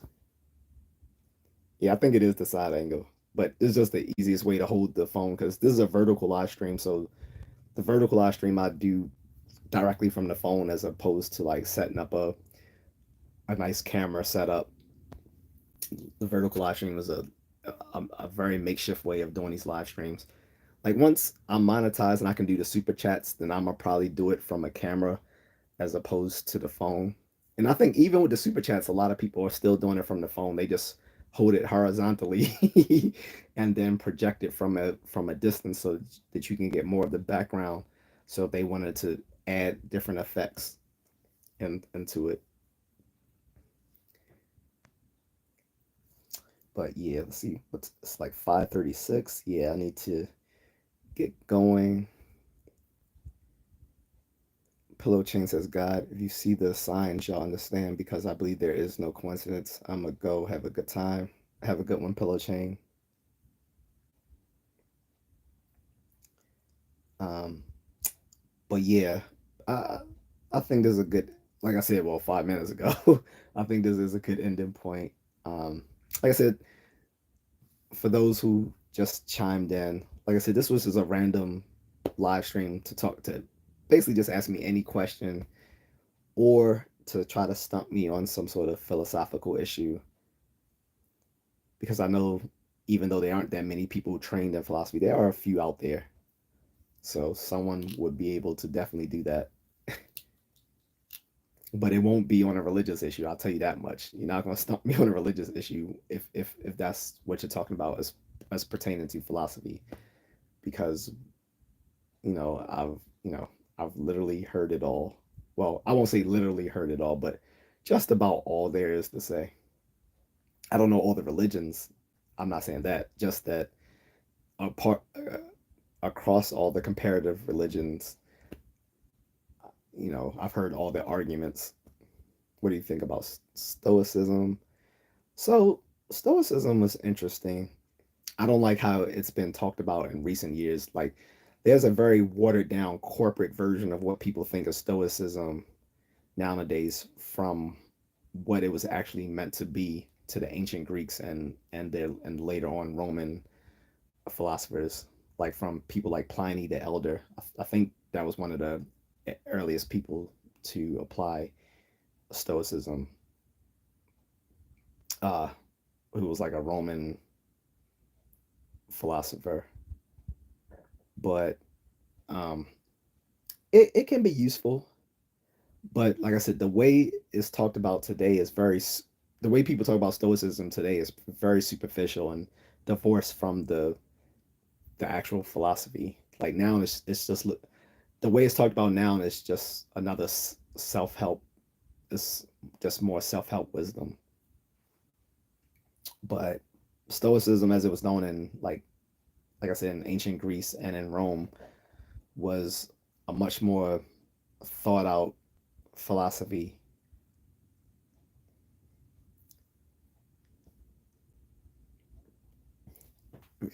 Uh, which martial arts disciplines through our practice.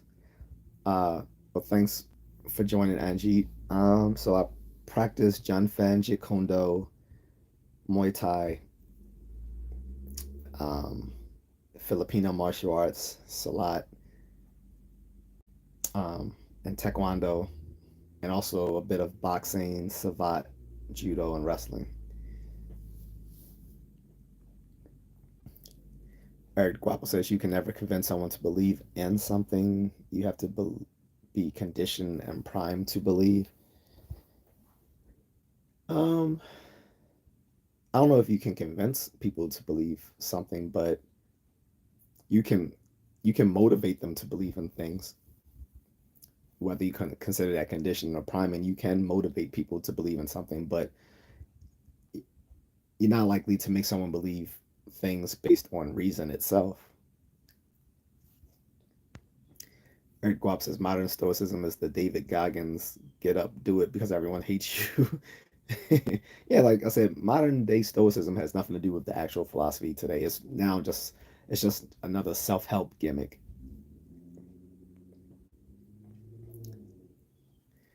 And Jeet says stoicism is not about being all hard and cool and keep to yourself. It's about controlling emotions. Have you read Aurelius and Epictetus works? So I haven't read Aurelius, but I am, or have I? But I am familiar with how he interprets Stoicism as well as, of course, Epictetus. Although, let me check something because I'm thinking Epictetus was the guy that Socrates debated. Um, unless I'm getting that wrong.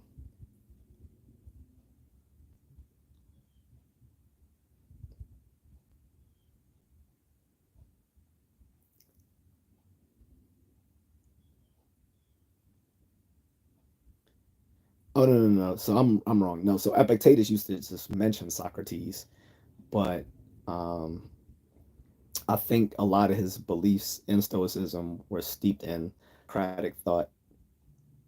Sorry, I just had to reconnect the live just reconnected. Sorry about that, guys. But yeah, I'm familiar with their stuff, but I can't say how much of Aurelius and Epictetus I read. My background is in analytic philosophy, so ancient philosophy is not something we delve into too much. Analytic philosophers are like scientists. We want to kind of deal with contemporary research as opposed to stuff going on in ancient times. It would just be like scientists wouldn't really be dealing with what people what sort of scientific discoveries were going on like 500 years ago. They're exploring and investigating contemporary things, which the stuff that happened like 400 or 500 years ago would be a topic of the history of science, not science qua science today.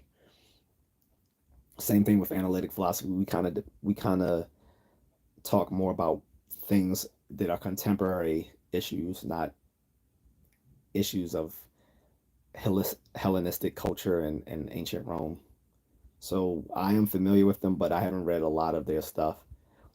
The most I've delved into ancient philosophy, is when I took a class on ancient philosophy, ancient Greek philosophy, and Roman philosophy is I'm not that big on because to me it just seems like most of most of the stuff just seems like a 2.0 version of Greek philosophy.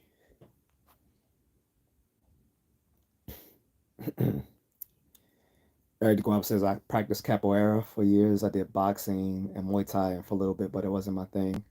It's not for everyone. I do not like kicking sandbags until my shins are numb. Yeah. Well, a lot of them to condition their shins, they have that little roller to condition their shins, and it's some shin conditioning can be cause long-term damage. So I can't blame you. Read Meditations by Aurelius. It's a quick read. It's basically a personal diary of Marcus Aurelius. I have a bunch of philosophy books I haven't read, and maybe some of his writings are in some of the stuff I have yet to read. Um, I have an entire work of Plato that I need to read, as well as some stuff on moral philosophy that I still need to read. So if his stuff is in any of those books that are currently packed away that I'm still planning on reading, then I probably will. But I have a trust me, I have so many things already on my reading list. Um, it's gonna be a while before I get into anything new. Like the only thing I really add new to my reading list is stuff dealing with like pop culture, really. What's up, Carell? I'm doing well, buddy. Thanks. Angie says, knowing contemporary philosophy and psychology, in my perspective, would be very fruitful when you can compare it to old philosophies and literature. No, see, that's that's the difference between analytic philosophy and continental philosophy. Continental philosophy deals more with literature and history. Analytic philosophy doesn't. The basis of analytic philosophy is conceptual analysis and logic and science. We want to deal with problems today, dealing with sometimes very academic topics, um, with the biggest, some of the biggest research and done in analytic philosophy today comes from philosophy of mind and cognitive science, as well as, um, ethics, of course. But analytic philosophy does not really delve into ancient philosophy that much. It's kind of irrelevant, just as much as dealing with what scientists thought about 1,000 years ago is irrelevant to contemporary science today. It's the same thing. Analytic philosophy is heavily dependent on logic and is continuous with the sciences, where continental philosophy is heavily dependent on history and continuous with literature. So, um, but yeah, Angie says, yeah, same here. Too many books to read in my bookshelf. Trust me, like it's a lot of these aren't like old textbooks from my undergrad years, and I haven't been an undergrad for like the last 20 years. So, um, so it's still a bunch of textbooks I want to read. Then I got a bunch of philosophy books I want to read. Then I have some comic book um, stuff that I want to read, as well as a ton of old essays and articles from like grad school that I want to read. And I still have some old magazines I haven't read yet from Skeptical Inquirer, which I used to have a subscription to. I need to renew that subscription, but they're a great magazine. Like that's like the only periodical I still subscribe to nowadays, because I like supporting them and the things that the research they do and their emphasis on critical thinking and scientific thinking that's sorely needed in America today. So I have a lot to read. Eric Guapa says a book I got called the Book of the Five Rings is a Japanese philosophy book, but I've not dove into it yet. Have you heard of the book? Oh yeah, every martial artist heard of the Book of the Five Rings, so they should. By I think that's the book written by Miyamoto Musashi, the Japanese swordsman who invented the two sword style. And it was basically like he had a katana in one hand and a shoto in the other hand, and the genius of it wasn't so much that it was the best fighting style; it was that it could balance you while riding a horse. But yeah, I think Book of Five Rings was written by Miyamoto Musashi, who was an expert swordsman. And G says Eric is a very good book on strategy, but I would say it's not very relatable to the lifestyle today. Yeah, I mean, just like Son of like, there's a bunch of books that people read on like ancient, like on like martial arts philosophy that aren't really relevant today. Like the Book of Five Rings might be one of them. Sun Tzu's The Art of War is another. Niccolo Machiavelli, The Prince is another, and I could name some other ones that like the Dao De Ching by Lao Tzu is another one. And I forgot the writings of from Confucius, whatever that the collection of those writings are called. They're not relevant, but they might still be enjoyable to read. So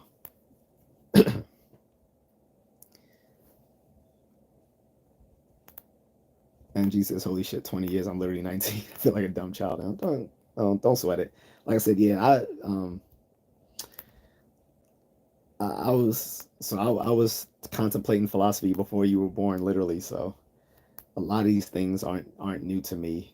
Um, and like I said, it's kind of funny that Stoicism has become like the new philosophy of people for who are trying to be influential.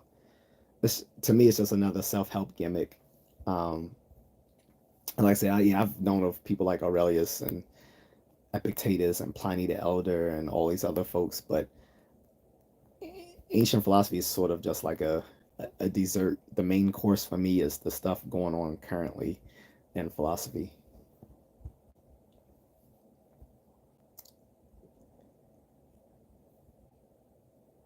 Carell says, "Yeah, Andrew, I don't we all? I have so much also, and my work doesn't allow me to do this. When I'm home, I'm too tired to touch any books. I work through so many samples in a day. You can just read a few pages a day. Sometimes that might be the best way to go to sleep. Is maybe like read a little till you go to sleep. Is either that or the hub." But yeah, Angie says you seem like a very genuine person, man. I kind of want to see you get big on YouTube. I appreciate Angie. Hopefully I will. Like the only reason I haven't been bigger is just I do this as a hobby. This wasn't, unlike most YouTubers, this isn't my pastime. Like, some people are full-time YouTubers. Like this is their bread and butter. It's not for me, but I am close to getting monetized, so I'm going to take advantage of it, of course, and make better content videos once I'm monetized. But I didn't set out doing this for the explicit purpose of being like a paid content creator, because otherwise I probably would have been monetized a year ago if I really had put all my eggs into that basket. But you know, I don't mind getting bigger on this platform if it allows me to do so. I've only did it because a friend told me I should. We will always have conversations, and he like, man, what you said is funny. I was like, well, yeah, I wasn't trying to be funny. He's like, I know, that's what makes it funny. I'm like, oh, okay. So I started doing that. Thomas Thompson is gone. And guys, just for the trolls out there, there's like millions of slurs you can use. Why do you keep using that one? If you think it's gonna hurt my feelings, you're sorely mistaken. Uh, Carol says, nope, that's why I listen to people like you. I think maybe content creators like me are good only because since we're not looking to get paid from this, we can be more honest in what we say or think.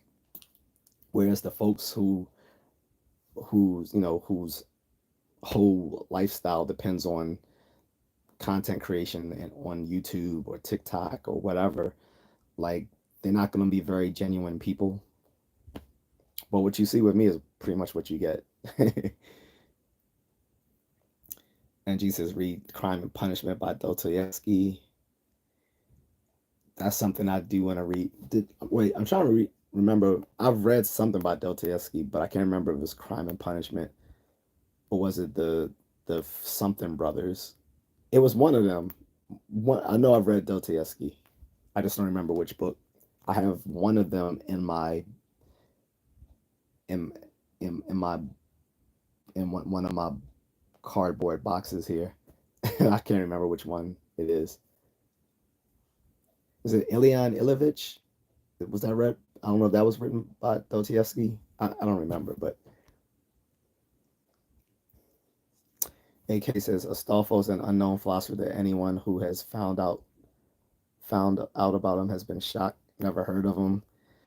Um, for the nuts, I'll say that if a philosopher hasn't been well known, that's probably a good reason that he's not well known, which means he's probably not that great of a philosopher. Any philosopher who's been um, a person worth knowing is well known, more or less.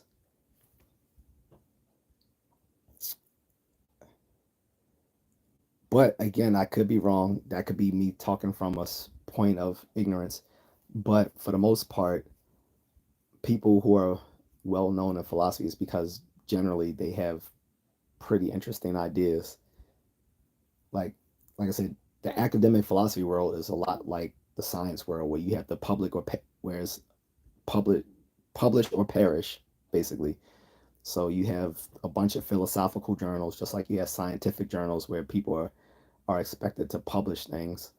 The difference with the scientific world is that sometimes it can take a long time for prolific papers within the philosophical community to get published in these journals, as where it's more as where in the scientific journals things are pretty recent. They get put out in these journals. Like as soon as like some research is out there, usually it's rushed out to be peer reviewed and published in these journals. Whereas it's a much slower process in the philosophical community for things to be peer reviewed and published in journals.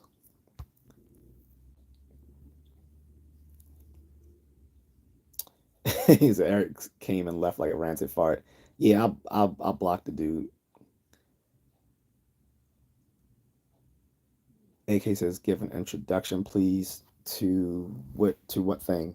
Like I said, I've mentioned like the basically my background in analytic philosophy and how it differs from continental philosophy.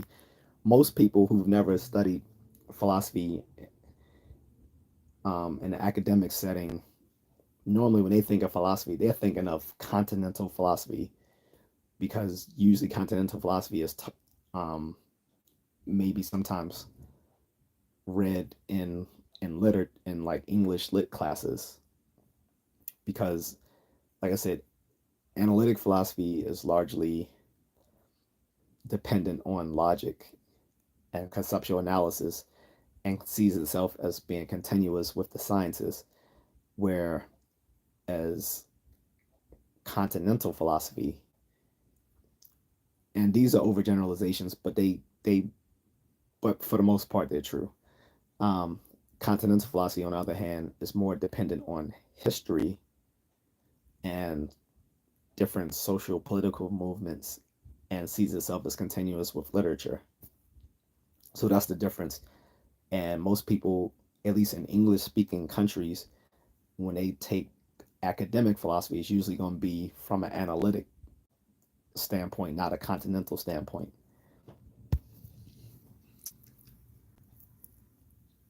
Uh, Angie says, I deleted all my socials yesterday. I kind of felt like it was taken away from my mental peace, and life before social media was better. Do you think it was a good decision? Depends. If you don't need just social media to stay connected with friends and family, and you don't use it for a livelihood, then it's perfectly acceptable. Um, but social media is a tool. You don't have to let it control you.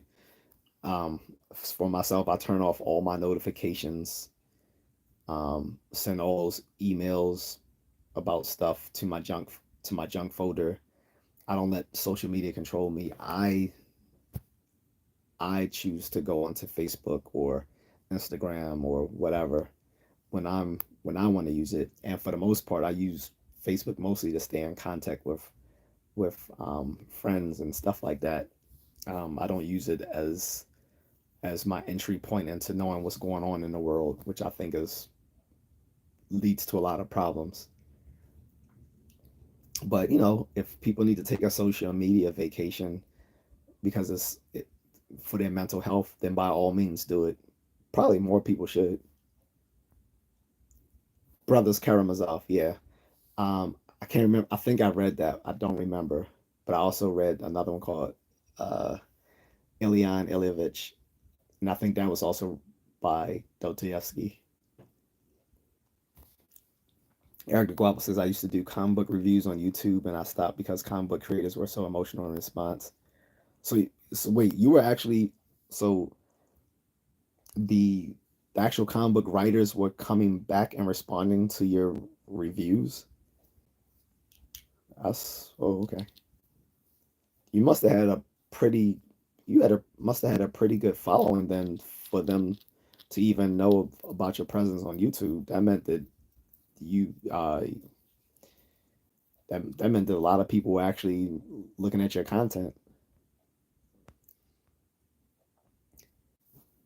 Carell says, but the thing is, most people you need to fact check and stuff. When I did my thesis on virology, I also learned a lot through people like you who throw ideas out there. Is I hated reading scientific journals. Yeah, also it's a trick. I learned the hard way. So when most scientists read scientific journals, they're not reading all this stuff. Like they read, you read the intro, what the thing is about. Most people skip most of the body of the article and just go down to if you're scientific minded, you probably want to know the method. You'll read the intro, like what they're purporting to research and investigate, then skip down to like maybe like the uh the methodology that they use, and then skip down to the conclusion of the study, instead of reading through like meticulously through like 20 pages, or however long the research is. Most people are just gonna look at the intro, look at the methodology, and then look at the results. But it's definitely a skill to know how to read scientific journals, because most people don't know how to read research papers, much less critique research papers, because they don't understand scientific methodology. So I can read through a scientific paper and see the flaws in it. Most people can't. That's why every time you see the news reporting on scientific research, people are always like, man, every time they release something on the news, there's always something different.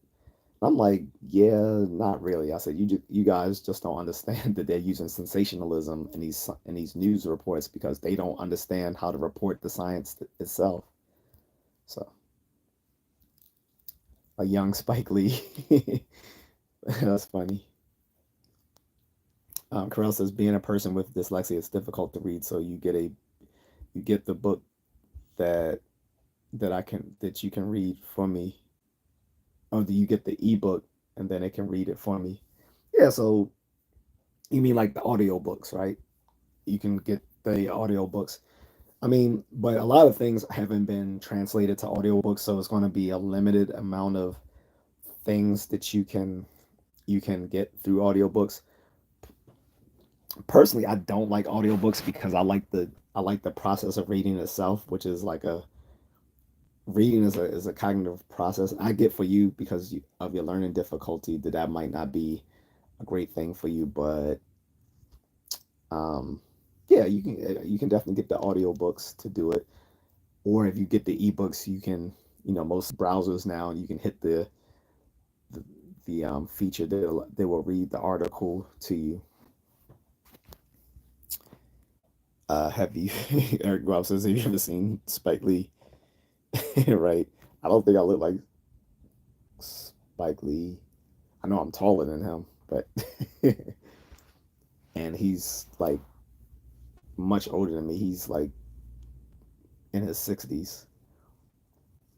Eric Guapo says, yes, comic book writers and artists. I had a very small channel, but some legendary artists would tune in and their fan base would get involved. Wow. That's, I mean, that's kind of awesome though, that you can get an actual live response from the people in the industry. Like the only time I've spoken with people in the industry is like when I go to comic book conventions. Like at one time, my friend embarrassed me because we were right in front of the guy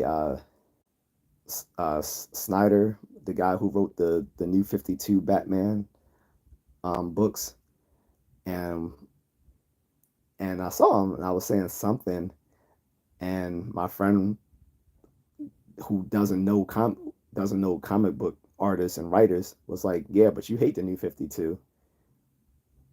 And and one of the artists was like, yeah, he said, but the Batman stuff was a great run. And I was like, yeah, I agree. The Batman run of the New 52 was awesome. That's literally the only part of the New 52 continuity that I like was the Batman run under Snyder. But yeah, I haven't really have had any like protracted conversations with any artists. Jacksonville kids have Spike Lee at the Knicks game right now. Oh yeah, he is a loyal Knicks fan. The Knicks are losing right now. That's also not surprising either. Angie says, "What is your favorite movie?" Uh, I don't know what's my favorite, but I have favorites like the Batman 1989 movie, the Dark Knight trilogy, the original Star Wars trilogy.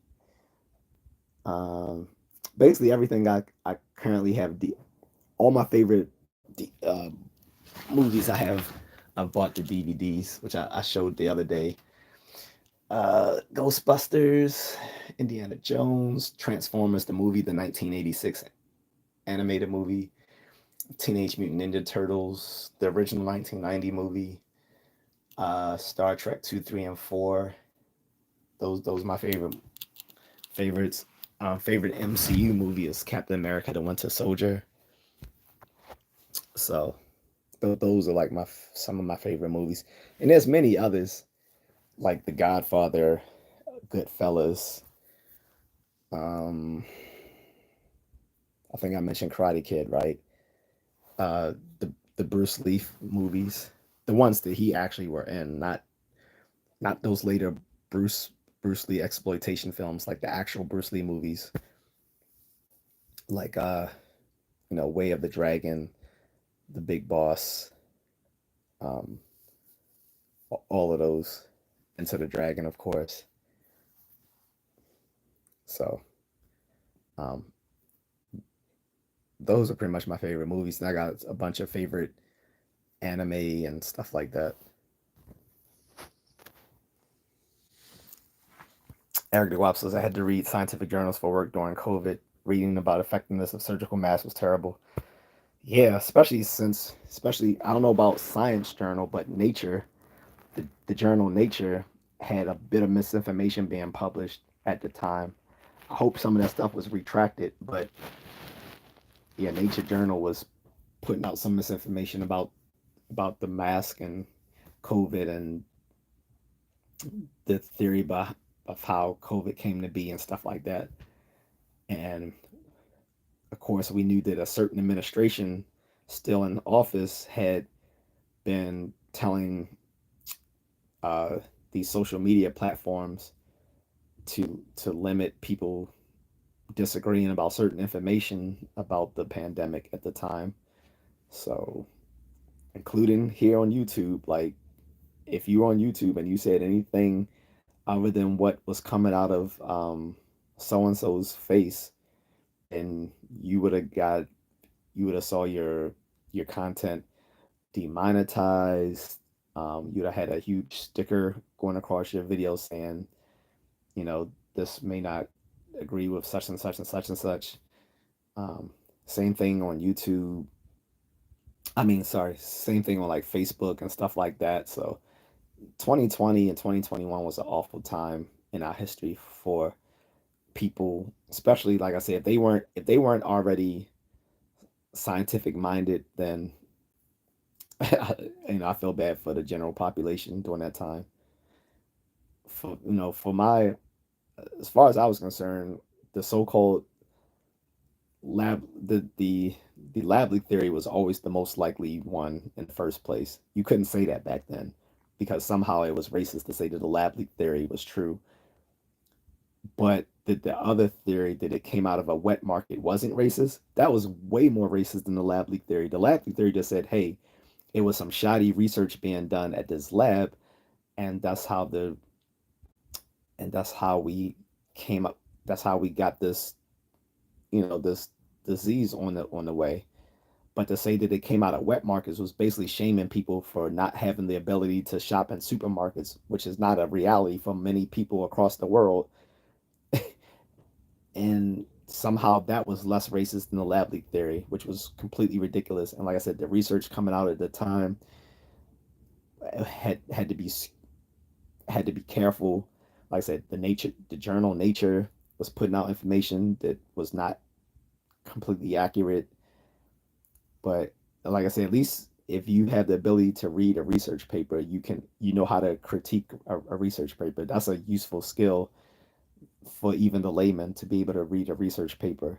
And I'm glad having a scientific background, I can read a research paper and look at and look at the methodological flaws in them. Carell says, "Ha the N95 mask has so many flaws."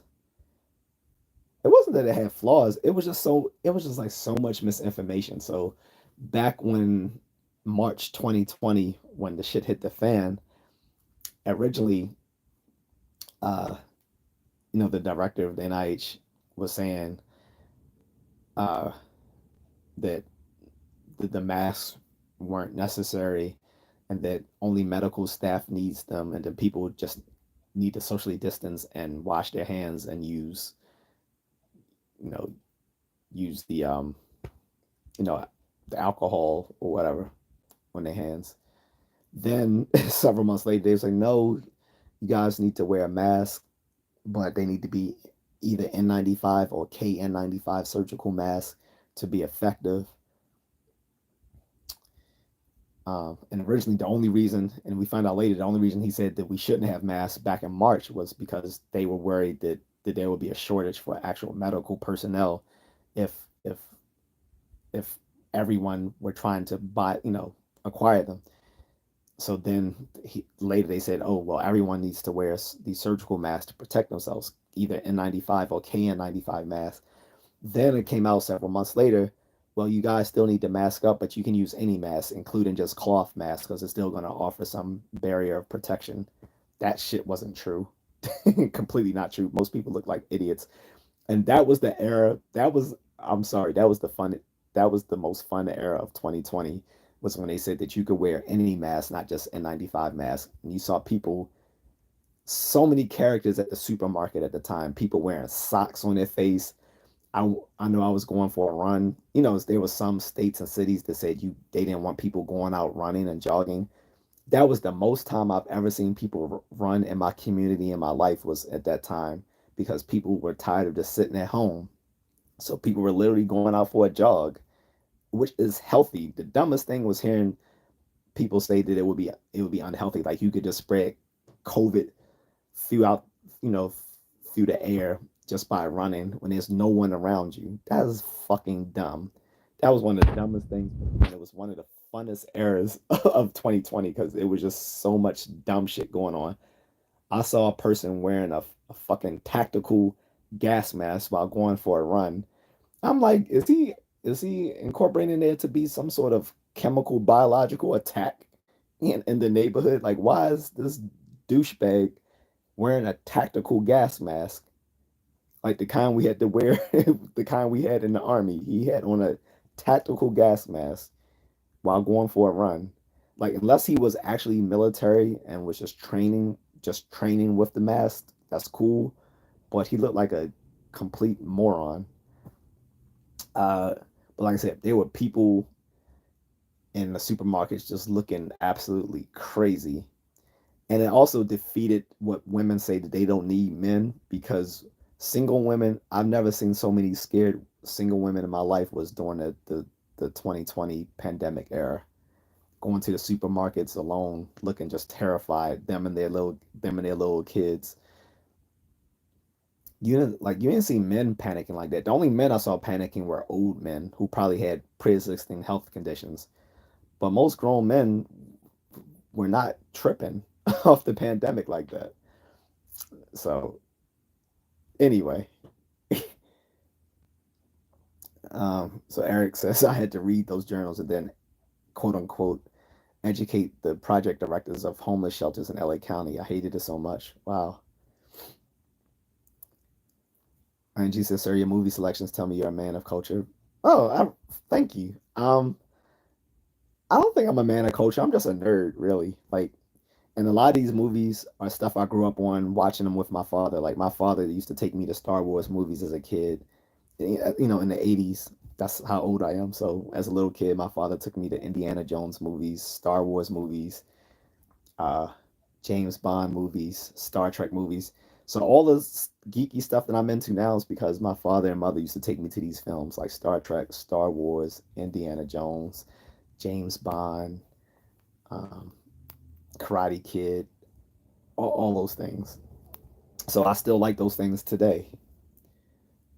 Um, but yeah, and I love, then I love stuff like The Godfather. That's one of my favorite movies. I actually made my wife watch it with me. She's not American, so she was confused by it. She was like, "Baby, why are they talking like that? I don't understand the language they're using." So I had to explain to her that they were using a combination of both a New York and a New York accent, and they're speaking in a Sicilian dialect.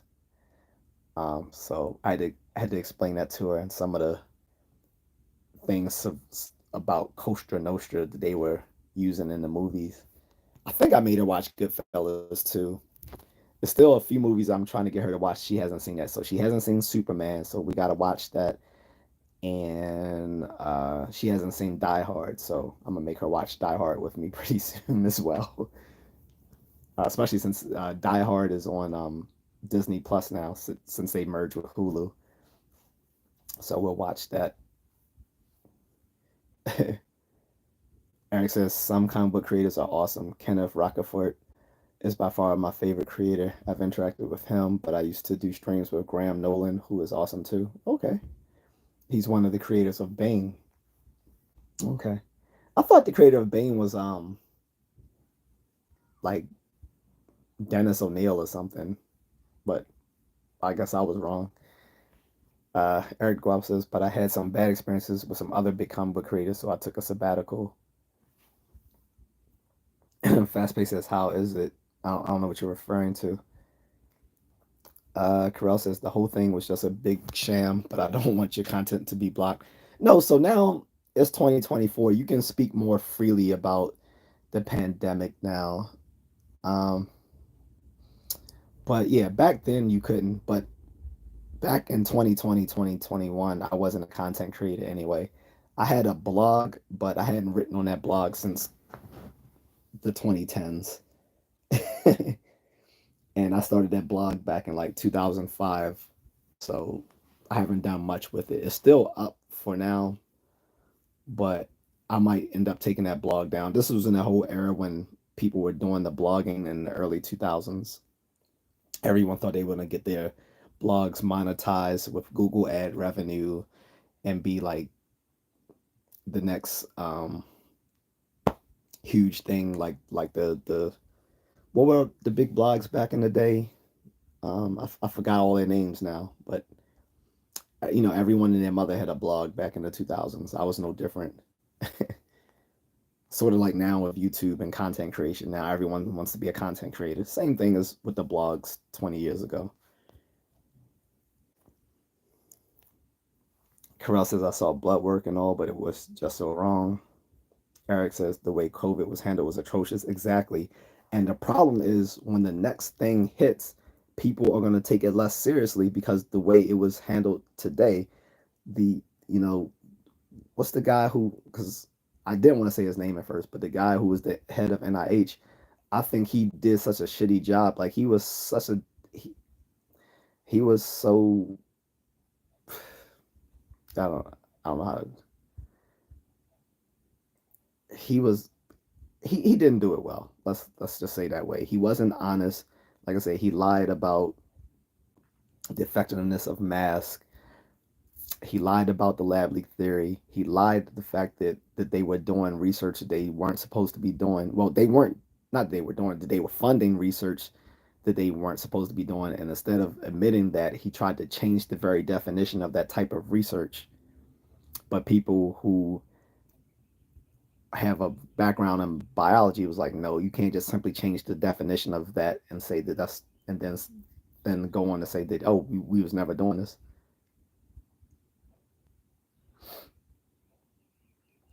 Um, but yeah, I what is the guy's name? I can't remember. Fauci. Yeah.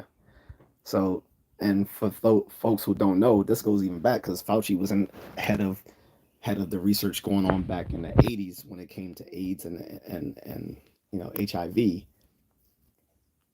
and it was a lot of misinformation back in the early in the 80s about AIDS as well, because at the time, like, people keep putting cultural and ethical considerations above scientific fact. And just like with COVID, it happened with AIDS, and they were both under Fauci. So back in the 80s, people didn't want to admit that predominantly the people who were affected with AIDS and HIV were predominantly those having homosexual sex with other men.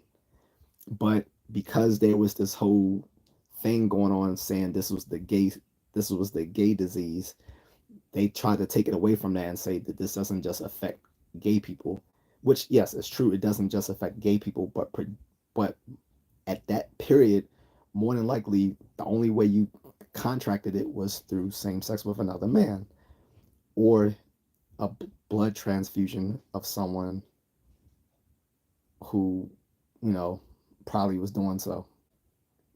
But they were uncomfortable saying that, so they was trying to say that any unprotected sex was dangerous and could, and it just, they were not equally dangerous.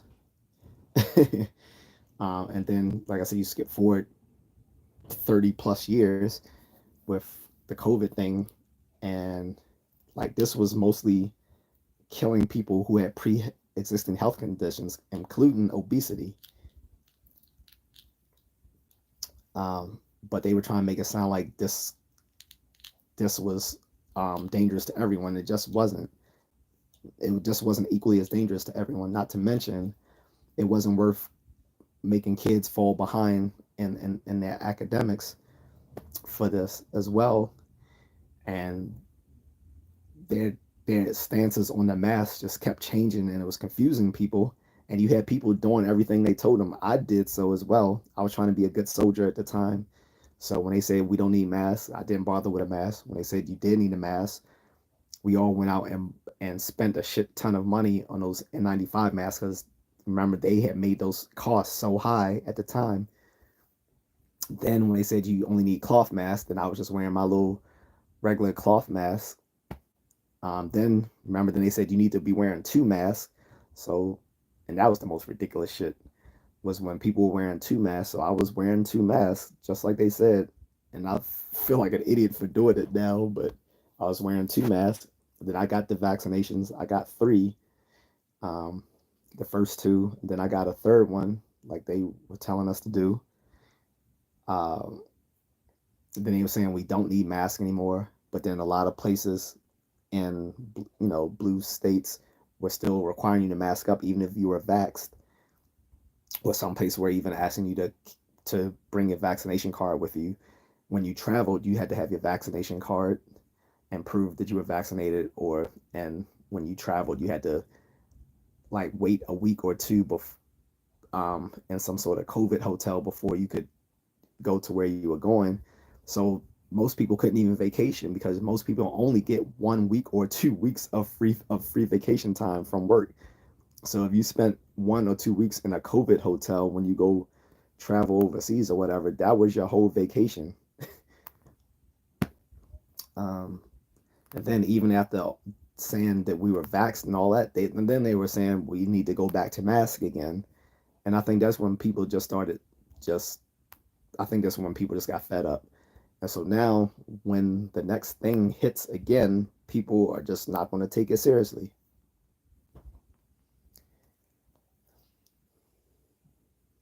You said those 2 years are what made me decide to leave the healthcare industry. I don't blame you. I really don't blame you.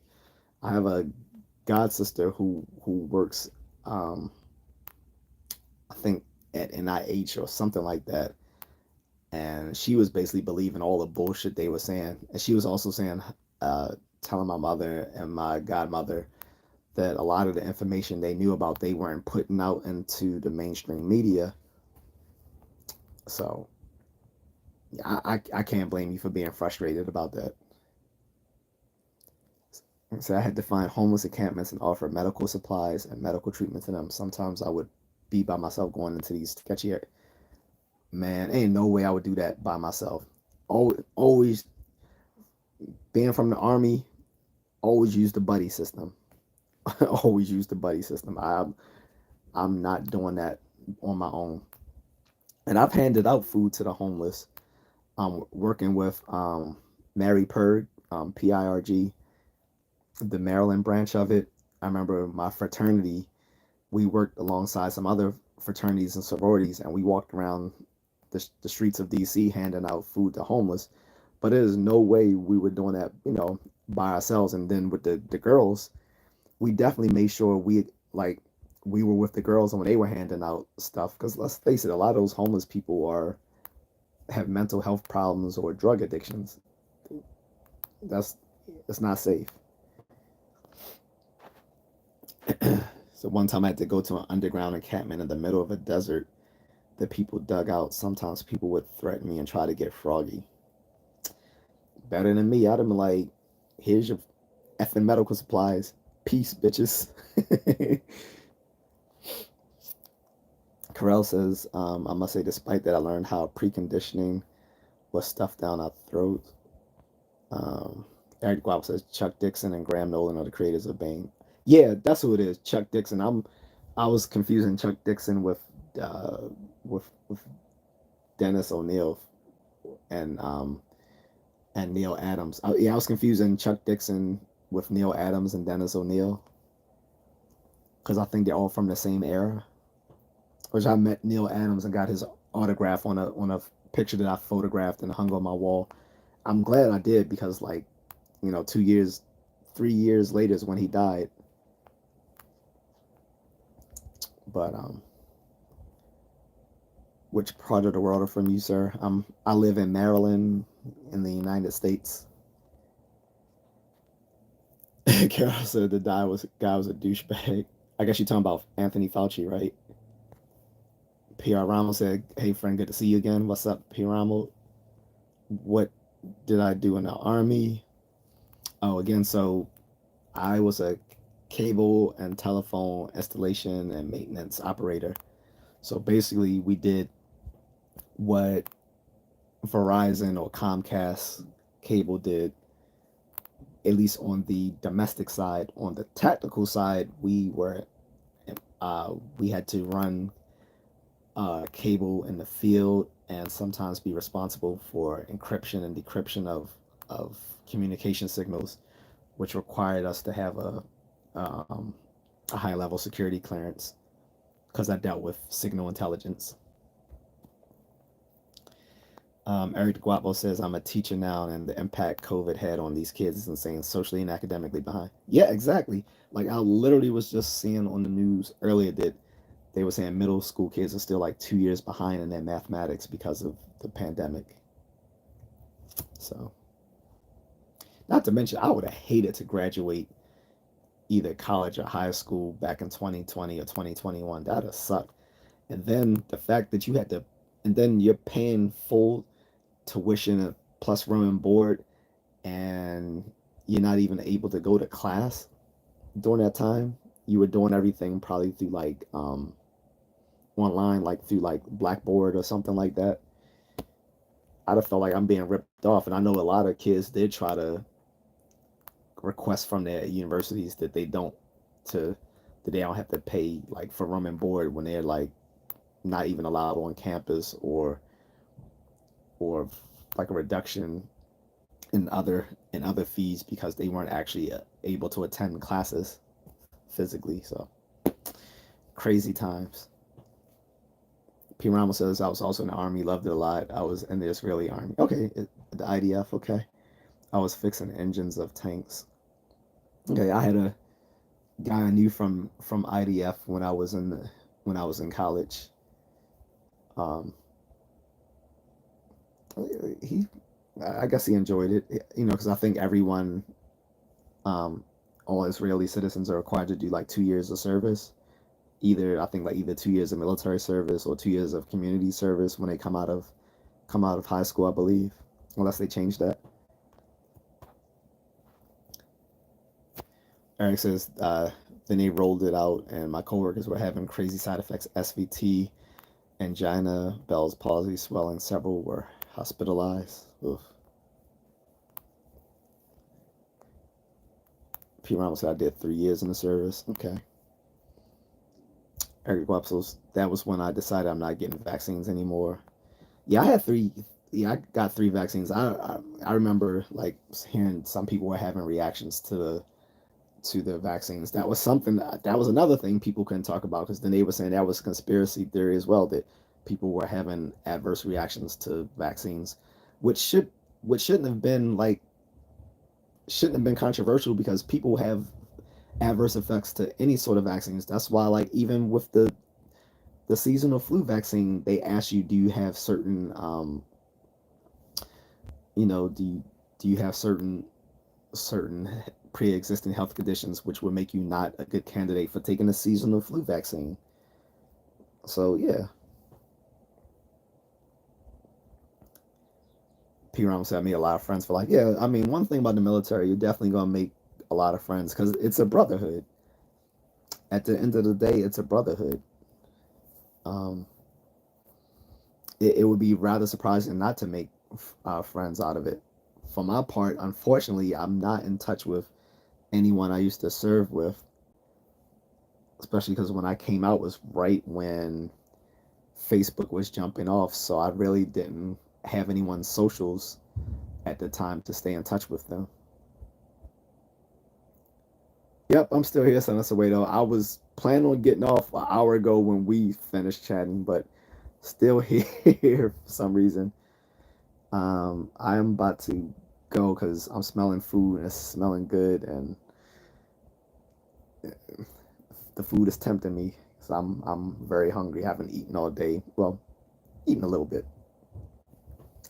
Sometimes I wish I joined the military. You still can. I don't know what part of the country you're in, but like you should look into National Guard. So where I live, the D.C. National Guard is looking for all prior service people up to the age of 60, and I think even civilians they'll take, but the the priority right now is prior service military members. So if you're looking, I mean, because you already have a career obviously as a teacher, so you might want to look into National Guard reserves. Um, Also, with your background in military, you can look into USPHS, which is public health service.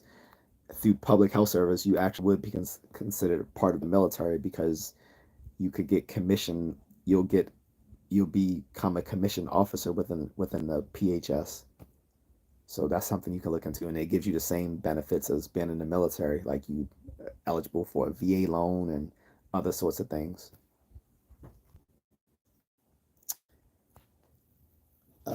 Ghazali says, "Hi, what's up, Ghazali?" Is that Ghazal or Ghazali? Sorry, I might if I might have to put on my reading glasses. I think that's Ghazal. Sorry about that. Corral says, uh, "At Sun is J.Y. Nog here." Don't know who that. Son of Sawyer says, "Do you know that my favorite football team has been relegated in the Premiership?" I have no idea. Um, and when you say in football, I think you're referring to what we say in America as soccer. So I definitely don't know the teams. Only teams I know are like the national teams, but I don't know local teams. Like if you say the national American soccer, the national Brazil, you know, because everyone knows Brazil, right? Brazil, America, um, UK, some of those others. Eric Guap says maybe one day. Right now, I'm stacking up so I can get out of California. Well, that's another reason to join the military is to get out of where you are from. That's a big reason why a lot of people who joined the military was to get away from their local places where they're from. Especially when I was in, because you didn't have nowadays you don't really have to join the military to look, for different options as you do now. I mean, as you did then, because back then it was basically either military, college, or or learn a local trade. If you weren't wealthy, but nowadays there's so many options because the internet has provided avenues for people to make money, and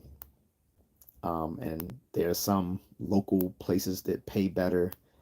But back in the day, nah, like if you were from down south or one of those flyover western states, there's a lot of those folks they were in the military and still are, because there's just not many opportunities out there. And for someone who wants to get away from their hometown, usually the military was the best way if they didn't go to college. Um, Corral says, sorry, that was Africans for asking, are you also here? Okay. P. Ramos says, you got advice what sites to see in Philly and Washington, D.C. area and visiting next week. I used to live in Philly, but I haven't lived there since the 90s, since 91, and then moved right outside of Philly to Delaware, Bear, Delaware, which is a Nothingville place. Places in Philly, I mean, there's all obvious, like the Philly Museum where you can find the Rocky Balboa statue. Downtown Philly and Germantown. You can go to the mall in Westchester. What's that mall called? It's like one of the largest malls on the East Coast. Uh, Let me look that up for you real quick. And of course, you want to go get a real cheesesteak and hoagie, right?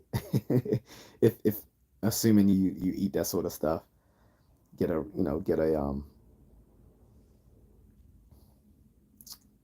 Philly steak, but don't just go to the two places that everyone go to.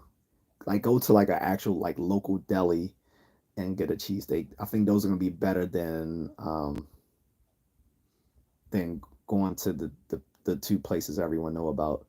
The tourists know about, but most locals don't go to those two places for cheesesteaks. They just go to their local corner store deli. But yeah, King of Prussia Mall, which is right outside of Philadelphia in Westchester, probably want to hit that up. But again, I don't know as much about things to do in DC in Philly as I do in DC. DC, there's a bunch of things to do. Like obviously, you want to go down to the National Mall in downtown DC, where you got all the Smithsonian museums, you got the Holocaust Museum, you got the MLK Memorial, you got the Lincoln Memorial.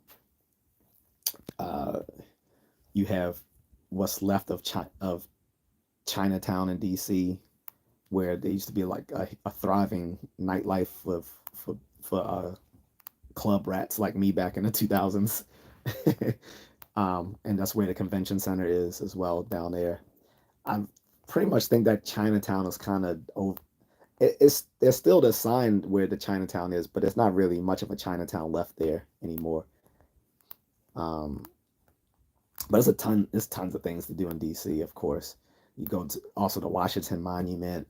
You can go down right outside of DC into Arlington to go to the Arlington National Cemetery. Um,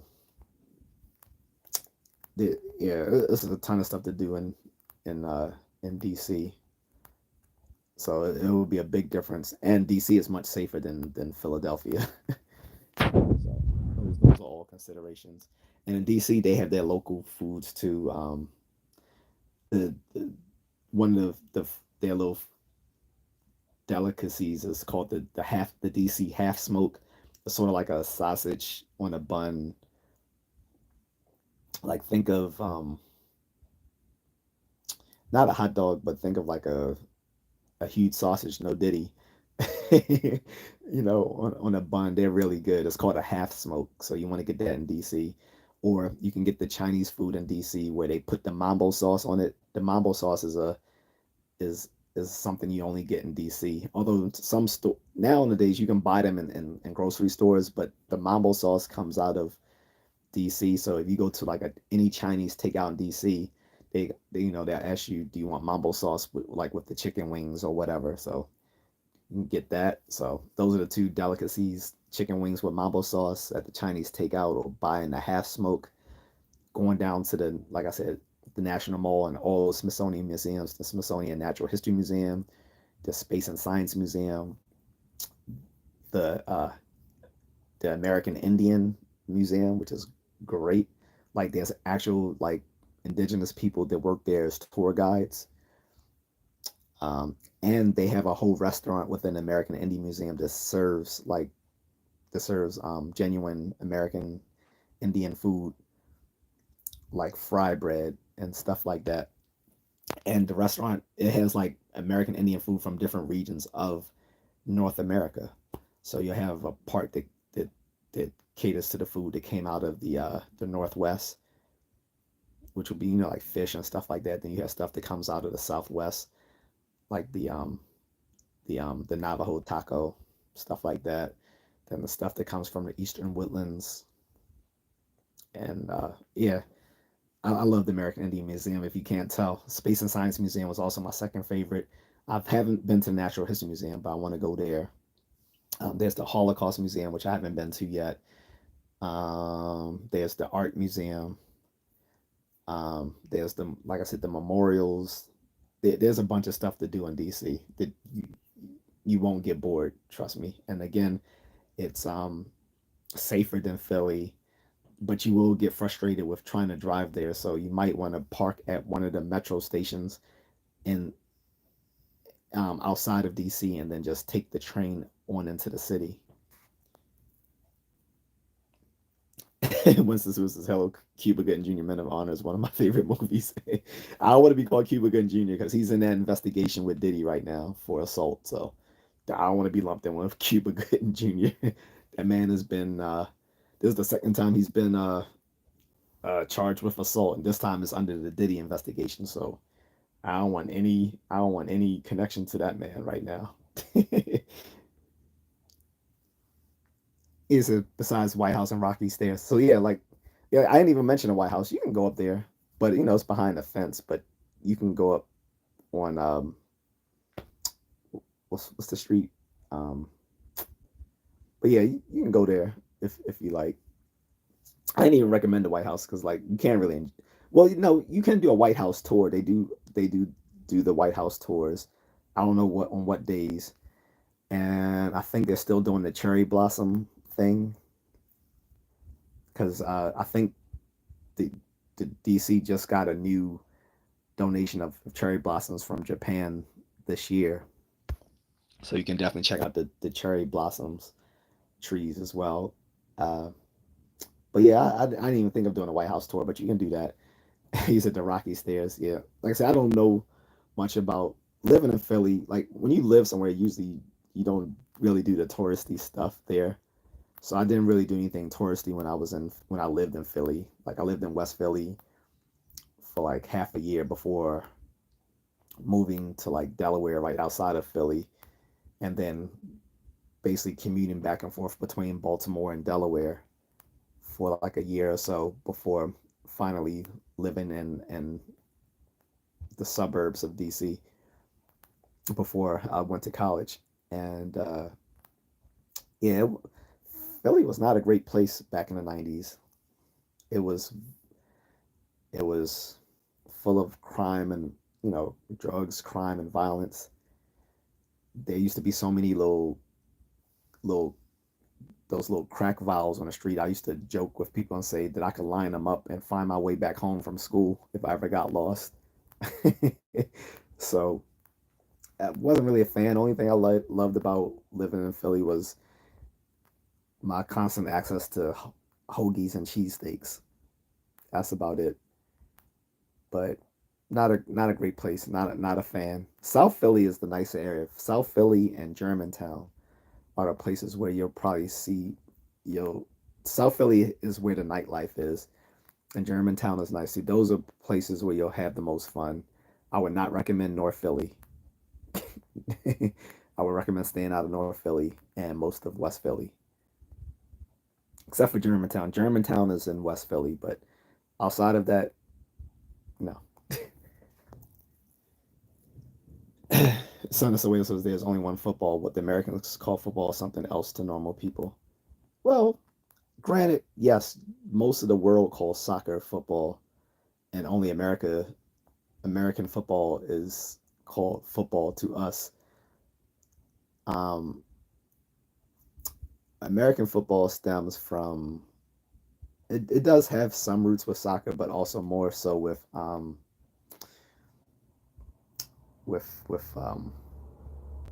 I forgot the name of the sport. But in any case, I don't watch I don't watch international football. If the, I'll put it that way, I don't watch international. I don't watch sports at all, to be honest. But um, I don't watch international sports other than the one championship. The one fighting championship is a mixed martial arts that comes out of Southeast Asia and has some of my favorite fighters like Stamp Fairtax and Rotang and um, Super Legs and Sanchai and all these other folks that I love from them, because of their Muay Thai background. But yeah, outside of the one fighting championship, I really don't look at sports, especially especially internationally. P. Ramos says I support Chelsea. Oh, okay, I have heard of Chelsea. Eric Del Guapo says laugh out loud. People just call you the name of random black actors, right? Like anyone that they know, I'm suddenly that person. We had Don Cheadle, Spike Lee, North Cuba, right? And like I said, the only people they haven't called me are the ones that my people in my personal life have said I look like. Like I said, people said I look like Omar Epps for a long time. People kept saying I look like Omar Epps, and um, I had a few family members say I look like Big Daddy Kane when he was younger. Um, and then the other guy was the dude from Set It Off. I gotta remember his name because I actually do like him. His name was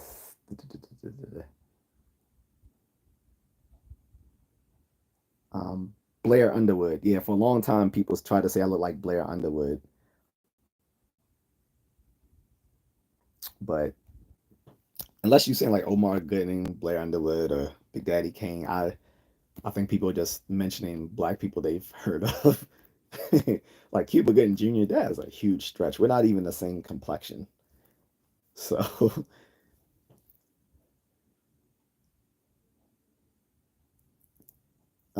Winston Smith says a point just like you made in Men of Honor joined the Navy to get out of mule driving. Uh, Son of Soweto says, what do you think of Freemasonry? I don't have anything against it. I actually considered joining because my father's a Freemason. There's a lot of black people who are come under the Prince Hall Freemasons. And so I considered it. Probably the only reason I haven't is that you're supposed to be religious if you're a Mason, and I'm not. I'm atheist, but I have considered it, and I may still consider it in the future. I know it's like a $200 initiation fee, um, and normally you want to be sponsored. He's been a Prince Hall Mason for a long time, so I know he could sponsor me, but he seemed kind of tepid about doing so. That's why I haven't really tapped him lately about doing so. But yeah, I've actually thought about being a Mason, a Prince Hall Mason. But yeah, I don't have anything against it. I think it's a pretty good international fraternity, especially for people who are looking to make connections with other folks. So this Native American Museum is also called a, no, it's not. I'm talking about the Smithsonian American Indian Museum in DC. That's what I'm talking about. So I know you're trying to be funny, but no, the American Indian Museum is actually pretty awesome. Like I said, there's indigenous tour guides there. Um, the exhibits are really nice. They actually make authentic indigenous food from different regions of North America that you can try there.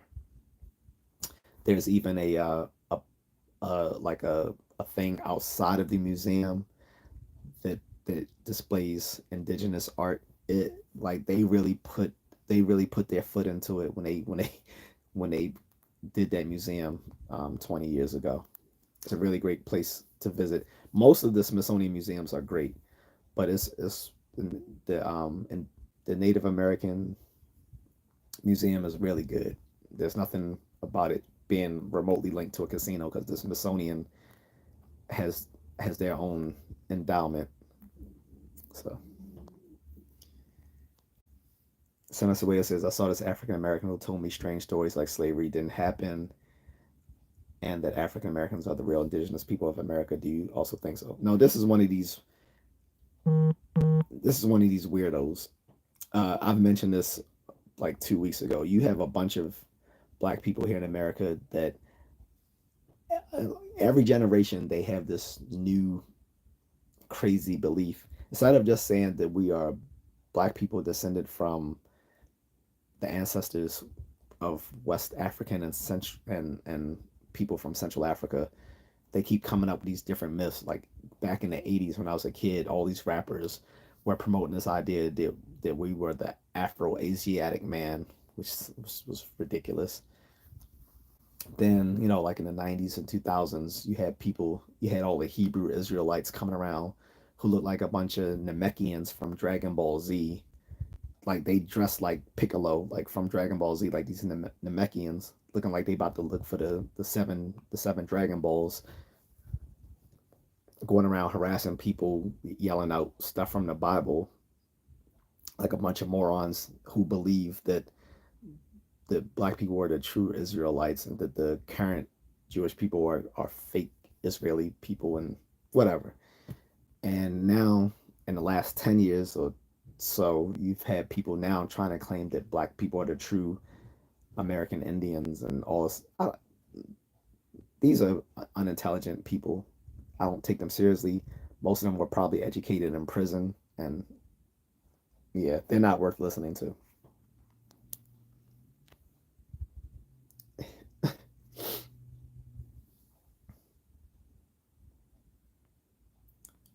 Jabber Eagles is a good idea. So Winston Smith says Philly is a dream, cheesesteak, hoagies, and fentanyl. It's not just Philly. Fentanyl's all over the East Coast, especially here in Baltimore. Like when I can't talk for the Midwest and the West Coast or the South, but pretty much anywhere on the East Coast, if you buy your drugs off the street, they will be laced with fentanyl or xylazine.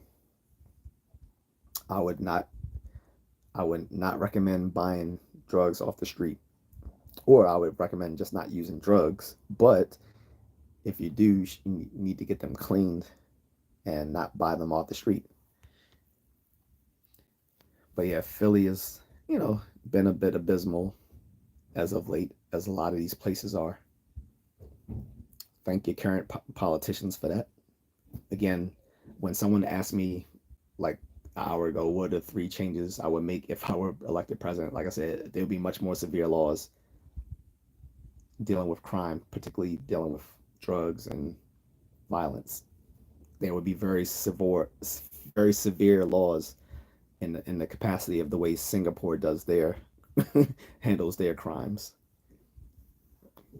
And if people know that what I'm talking about when I'm talking about Singapore, then you know what I'm talking about.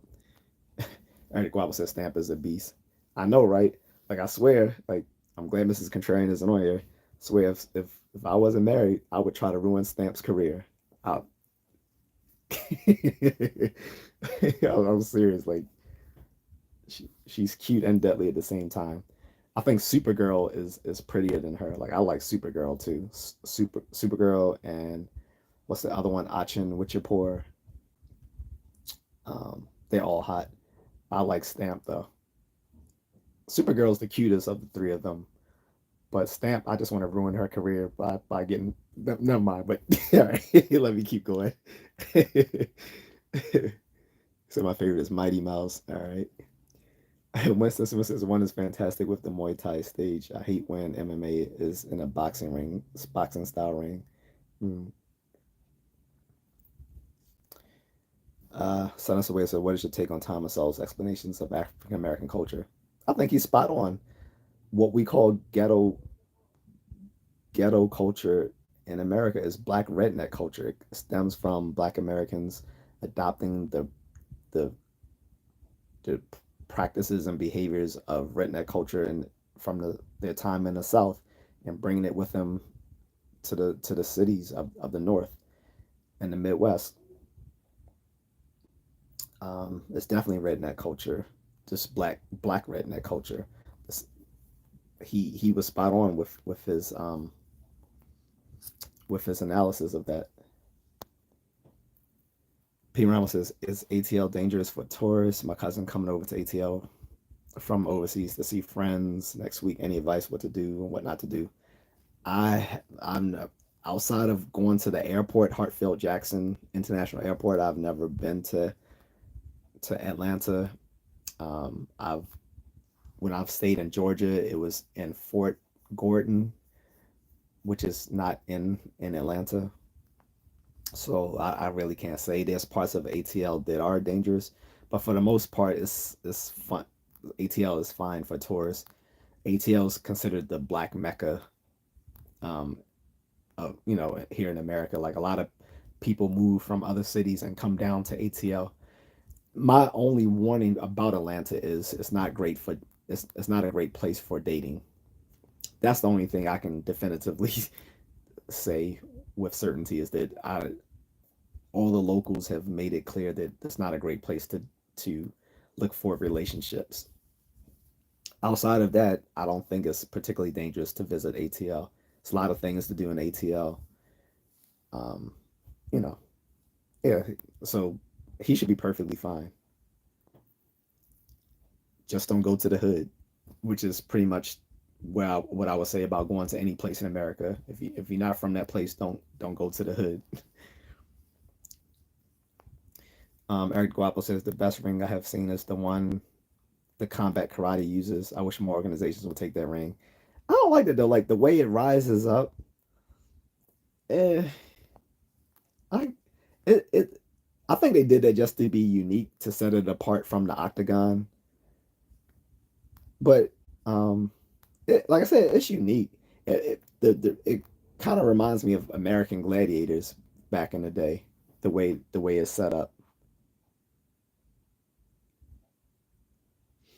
But other than that, yeah. Son of Soweto is why are black people being killed by the police? I don't know. I could do a whole live stream on that. I don't think overall black people are being killed by the police. I think some are, but that involves so many different aspects. Like one, there's just more criminality in the black. Something that people don't want to admit is that there's just more criminality in the black community than in most of America, which means there's going to be a oversized police response to it. And police are people too, so they're going to react to things in a way that they might overreact, they might underreact. Um, we know that some black men are seen as more threatening by others, so that's going to initiate a certain response. Then you have some people who are aggressive towards the police. Then you have a phenomena known in the black community as suicide by cop, where people will intentionally try to provoke a police person to shoot them because of mental health issues. Then, like I said, you have some police departments that have a track record of of racist responses to the black community. Then you have stuff that goes. There's a lot of variables into it, but it's not just police just killing black people just off the cuff. Um, but like I said, that could be a topic for an entire live stream on its own. Travel comment. I'm sorry. What did you say about traveling? I missed it.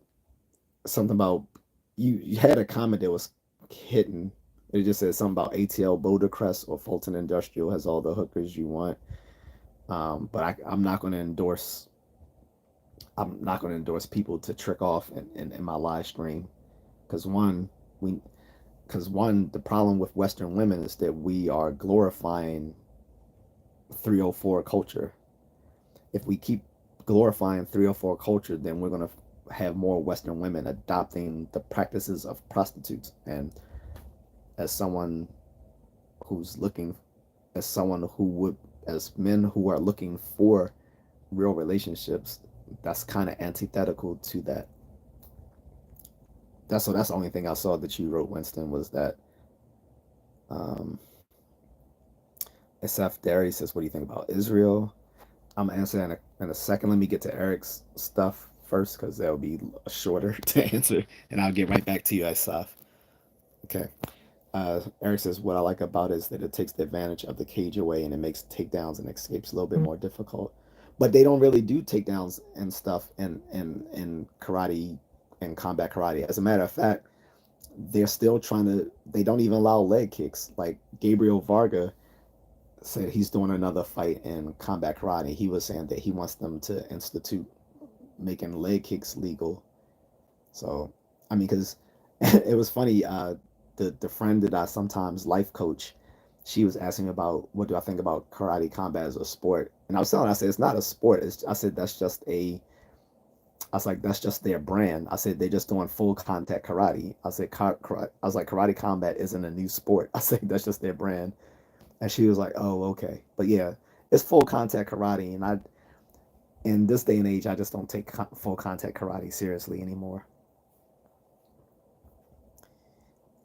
Even the founder of American Kickboxing, Joe Louis, he started from a full contact karate background as a champion in that and transitioned to kickboxing, which he largely founded through his principles in John Fan Jeet Kune Do when he was a student of Bruce Lee. Um, but even that American kickboxing at the time didn't have leg kicks, nor did it allow knees or anything like that. Um, So karate combat is interesting just because it's good marketing. I like the way I like the way that it's filmed. It makes it exciting, but it would be much better if they did allow things like takedowns and knees and leg kicks, stuff like that. Eric Eric the Guapo says, "What is 304 culture?" That's just hoe spelled backwards. Like if you used like a calculator, like when you with a calculator and you flip it upside down and it spells hoe 304. That's the way to get around the algorithm in YouTube because, in YouTube or in social media like Facebook, if you say stuff like hoe and bitch and stuff like that, it'll get the message will get deleted and you'll get a warning from Facebook and go into Facebook jail for using for using um, terms like that. So people have gotten around it by saying 304 culture to refer to a lot of Western women who have basically taken on the practices of what prostitutes do, like the way they dress, like when we talk about Sexy Red, Lizzo, um, all these other people, Cardi B, Megan Thee Stallion, 304 culture. Uh, but I wouldn't, like I said, if we want to have women that are suitable for dating, then we shouldn't indulge prostitute like behavior. So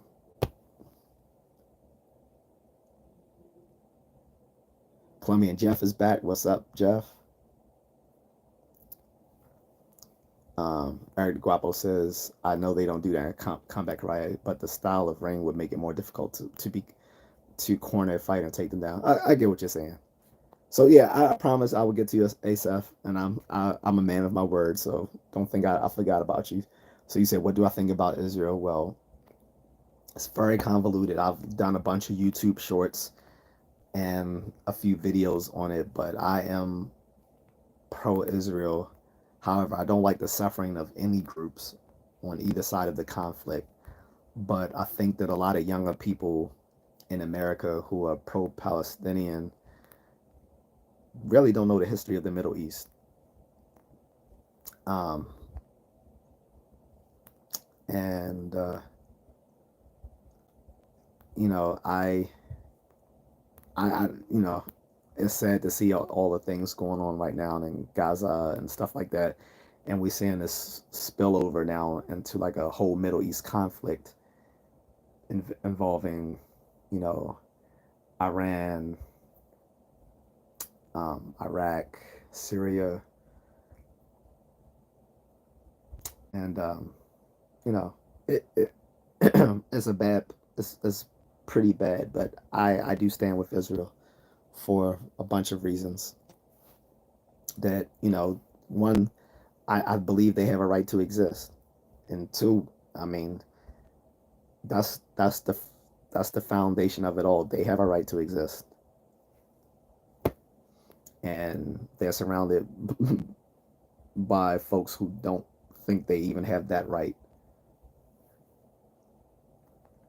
So we that could that could be a whole live stream in itself as well. But yeah, I stand with Israel, but I acknowledge that there's been a lot of pain and suffering happen on both ends. But unless there's a more specific question, that's all I can really say.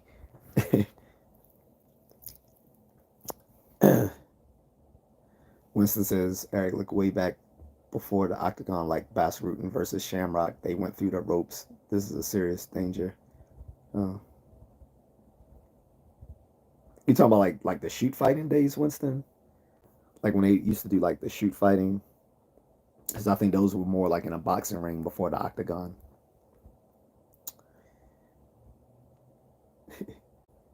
Yep. HOES. Stinson says, is this Scientology? Is what Scientology? This discussion? I'm not a Scientologist. I don't I I don't platform any religion. I, I'm non-religious.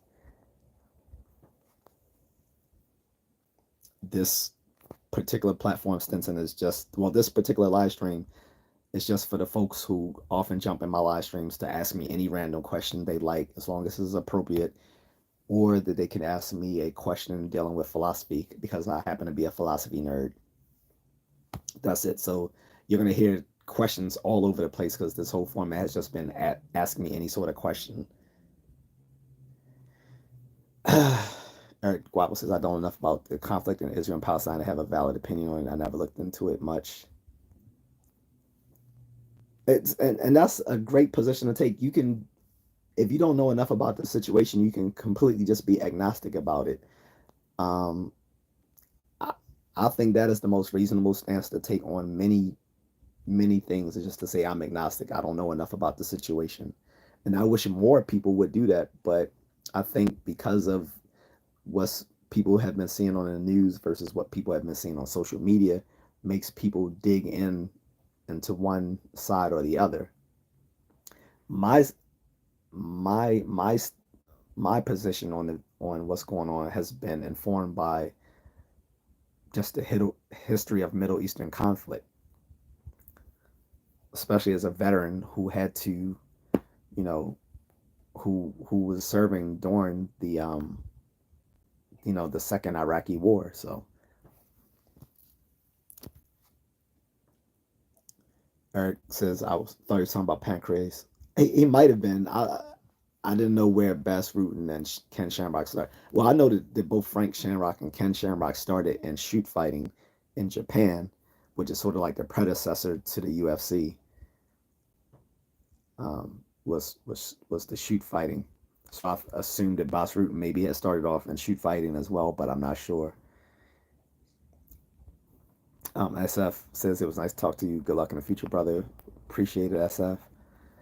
Um, Eric Guava says this is not Scientology, but you are talking to Cuba Gooding Jr., who worked closely with Tom Cruise. Oh, well, yeah, Tom Cruise is a Scientologist. the Scientologists I did meet when I was in Hollywood a few years ago. Now I mean Hollywood, like I was like in Hollywood. I mean I was just like on the Hollywood, uh, boardwalk of fame. That I was on the Hollywood boardwalk, on Hollywood Boulevard, of course. And I was walking around, and this guy I met he was back from Maryland. So, I was talking to him, and some Scientologists came up to me. They were polite, but he was cussing them out like, man, I hate these dudes. He said, they're like everywhere here in LA. He was like, they're like the Mormons back in Maryland. I was like, oh, I get it. Okay. But yeah, I haven't had a problem with Scientologists. I think they're do I think their beliefs are absurd? Yeah, but I think pretty much all religious beliefs are absurd. The only difference between the Scientologists and organized religion is that they don't have thousands of years of of history and cultural tradition to back up their zany beliefs. Because if you took you know Judeo-Christian beliefs out of their rich historical context, they would seem just as absurd, talking about people who are talking and burning bushes, or letting their sons get killed to save all of humankind and stuff like that. That's pretty weird too. Noise the Music says sending blessings from the UK. What's up, Noise the Music? See you back. Um, Eric says the UK, the runner-ups of the Revolutionary War. I always love seeing you guys. Oh, that's messed up. He said the runners-up.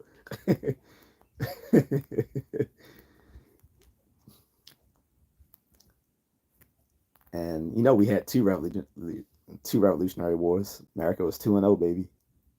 But nah, UK is cool. Like I get a lot of people that tune into my content from the British Isles, so always good to see you guys. Winston says Boss Rutan is the Pancrase era. He feuded the young Lion Den's gem. He ruptured a Lion Den's fighter liver. Oh, hold on. I need to grab some water, guys.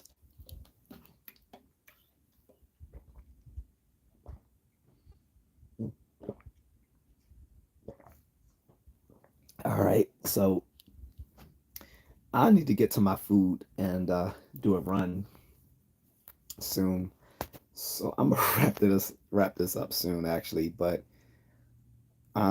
yeah, I don't know much about the pancreas. I know that I remember reading about it in a Black Belt magazine like long time ago, saying that they were basically trying to bring back the pancreatian, um, of ancient Greece, which was like the earliest hybrid, martial arts competition to exist, where they took Greek wrestling and boxing and met pancreatian, and the pancreas was supposed to be like the modern version of that, but I haven't heard of it since like the early 2000s or late 90s. So I didn't know that was still a thing. Rutan versus Delucia free fight on YouTube. Okay. Laugh aloud. Boss Rutan is awesome. Have you ever seen this women's self defense video? No, no, I don't think so. Um, and you already know my stance on women's self defense. I think it's a gimmick. Like, women's self defense would just be just the way men fight. It's just like you have to, just like teaching a small man how to fight and know his limits, that he's not going to be able to outfight a bigger man. Same thing with women. They'll have to learn to fight like men, but also know their limits, then that they're not going to outfight a bigger man. But all these other gimmicks about just relying on eye jabs and groin kicks and stuff like that, it's just unrealistic. Rutan was in the Here Comes the Boom movie. Yep, I remember that. I did watch that. Didn't Pride by Pancreas. I don't know. His self defense video is about 30 seconds. It is him grabbing a shotgun. Oh, snap. That is worth watching. But even that's a bad idea, because if you're talking about, I mean, there's so many types of shotguns, obviously, but shotgun, the recoil for shotguns would not make it a great self defense weapon for most women. Most women would probably be better served with a handgun, than a shotgun. I don't think shotguns would make great home defense weapons for the average woman, just because a lot of women may not be able to handle the recoil. Now, obviously, I know there are other shotguns that don't have as big of a recoil as others, but I don't think that's a great home defense weapon for women. I think they'd probably be better served with a handgun. Excuse me, with a handgun with less recoil. Maybe a smaller type of um, carbine rifle.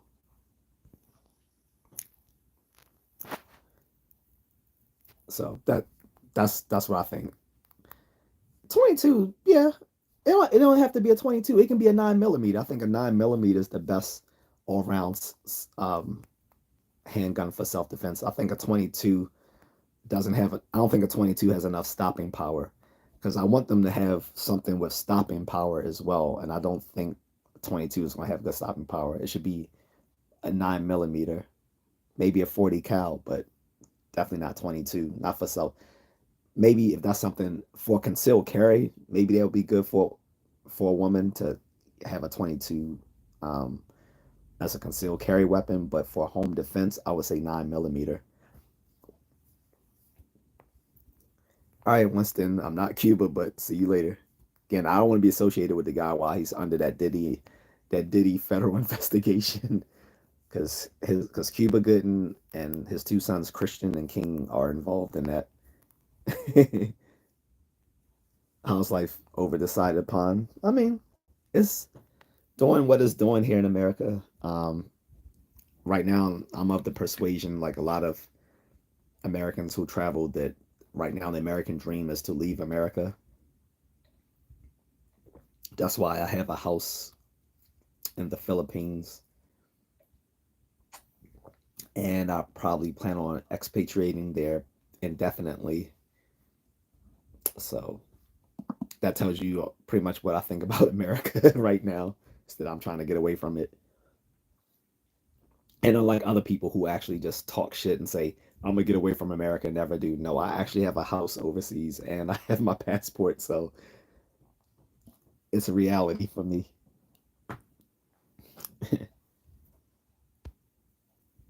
Forrest Whitaker, because you keep calling me names of random black actors who look nothing like me.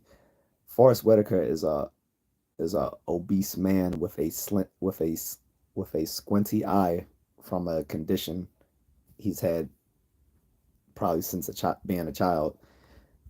Cuba Gooding Jr. is light skinned, so we look nothing alike, and is the son of actually a famous soul singer from the 60s and 70s. So yeah, I don't look like either one of those people. Anyone who's familiar with black people would know I look like neither one of those guys. Come visit South Africa sometimes, and Nell says, like I was telling, there's a guy in the stream named Son of Soweto. I told him I probably would go to South Africa sometime. It's not on my immediate travel list, but I probably would go there. South Africa, Kenya, um, Egypt. Um, don't really want to go to Nigeria right now. Maybe Ghana, but those are countries I'm considering going to. Noise the Music says I have three American type questions if it's not rude of me. One, what school like over there? Two, what basketball or football team do you support? And three, whom are you voting for? So, number one, what school like over there? I don't know if you're talking about grade school or you're talking about higher education. You gotta tell me which one you're talking about. Two, what basketball or football team do you like support? Really none. I'm not a sports fan. I'm a nerd, so I don't really watch sports like that. Other than Muay Thai and mixed martial arts are really the only sports that I watch. As a kid, though, growing up in Chicago, I basically like whatever was the Chicago team. So the Bulls, the Bears, the Cubs. So, but an as a teenager and adult, I really didn't care about um, sports. Well, sports teams like that. Three whom I'm voting for. Well, for the millionth time, I'm voting for Trump. And before people say, "Oh, he's just a MAGA or Trump guy," bear in mind that back in both 2020 and 2016, I voted Democrat. It's just now that I'm self-correcting because I just realized that in good conscience, I can't keep voting for them, especially when I'm an independent. And I've been an independent for like the last 15 years or so. But even though I've been an independent, I've still largely voted Democrat. But I'm not going to do that this time around. Um, Eric Guap says school is vastly different depending on what county or state you're in. Like I said, yeah, it's such a broad question he's asking. Like if he can narrow it down, like if he can say what is school like in Maryland or what is higher education like, I can answer that. But um, I don't know what he's referring to when he's talking about school. Um, I don't know if he's referring to grade school, higher education, and even if you're referring to grade school, you're referring to public school versus private school. I don't know. Got to narrow it down a little bit. Noise Music says higher education, American culture has a huge play over here. In the last 20 or 30 years, it kind of mimics over here what happens there with sports, music, clothes, etc.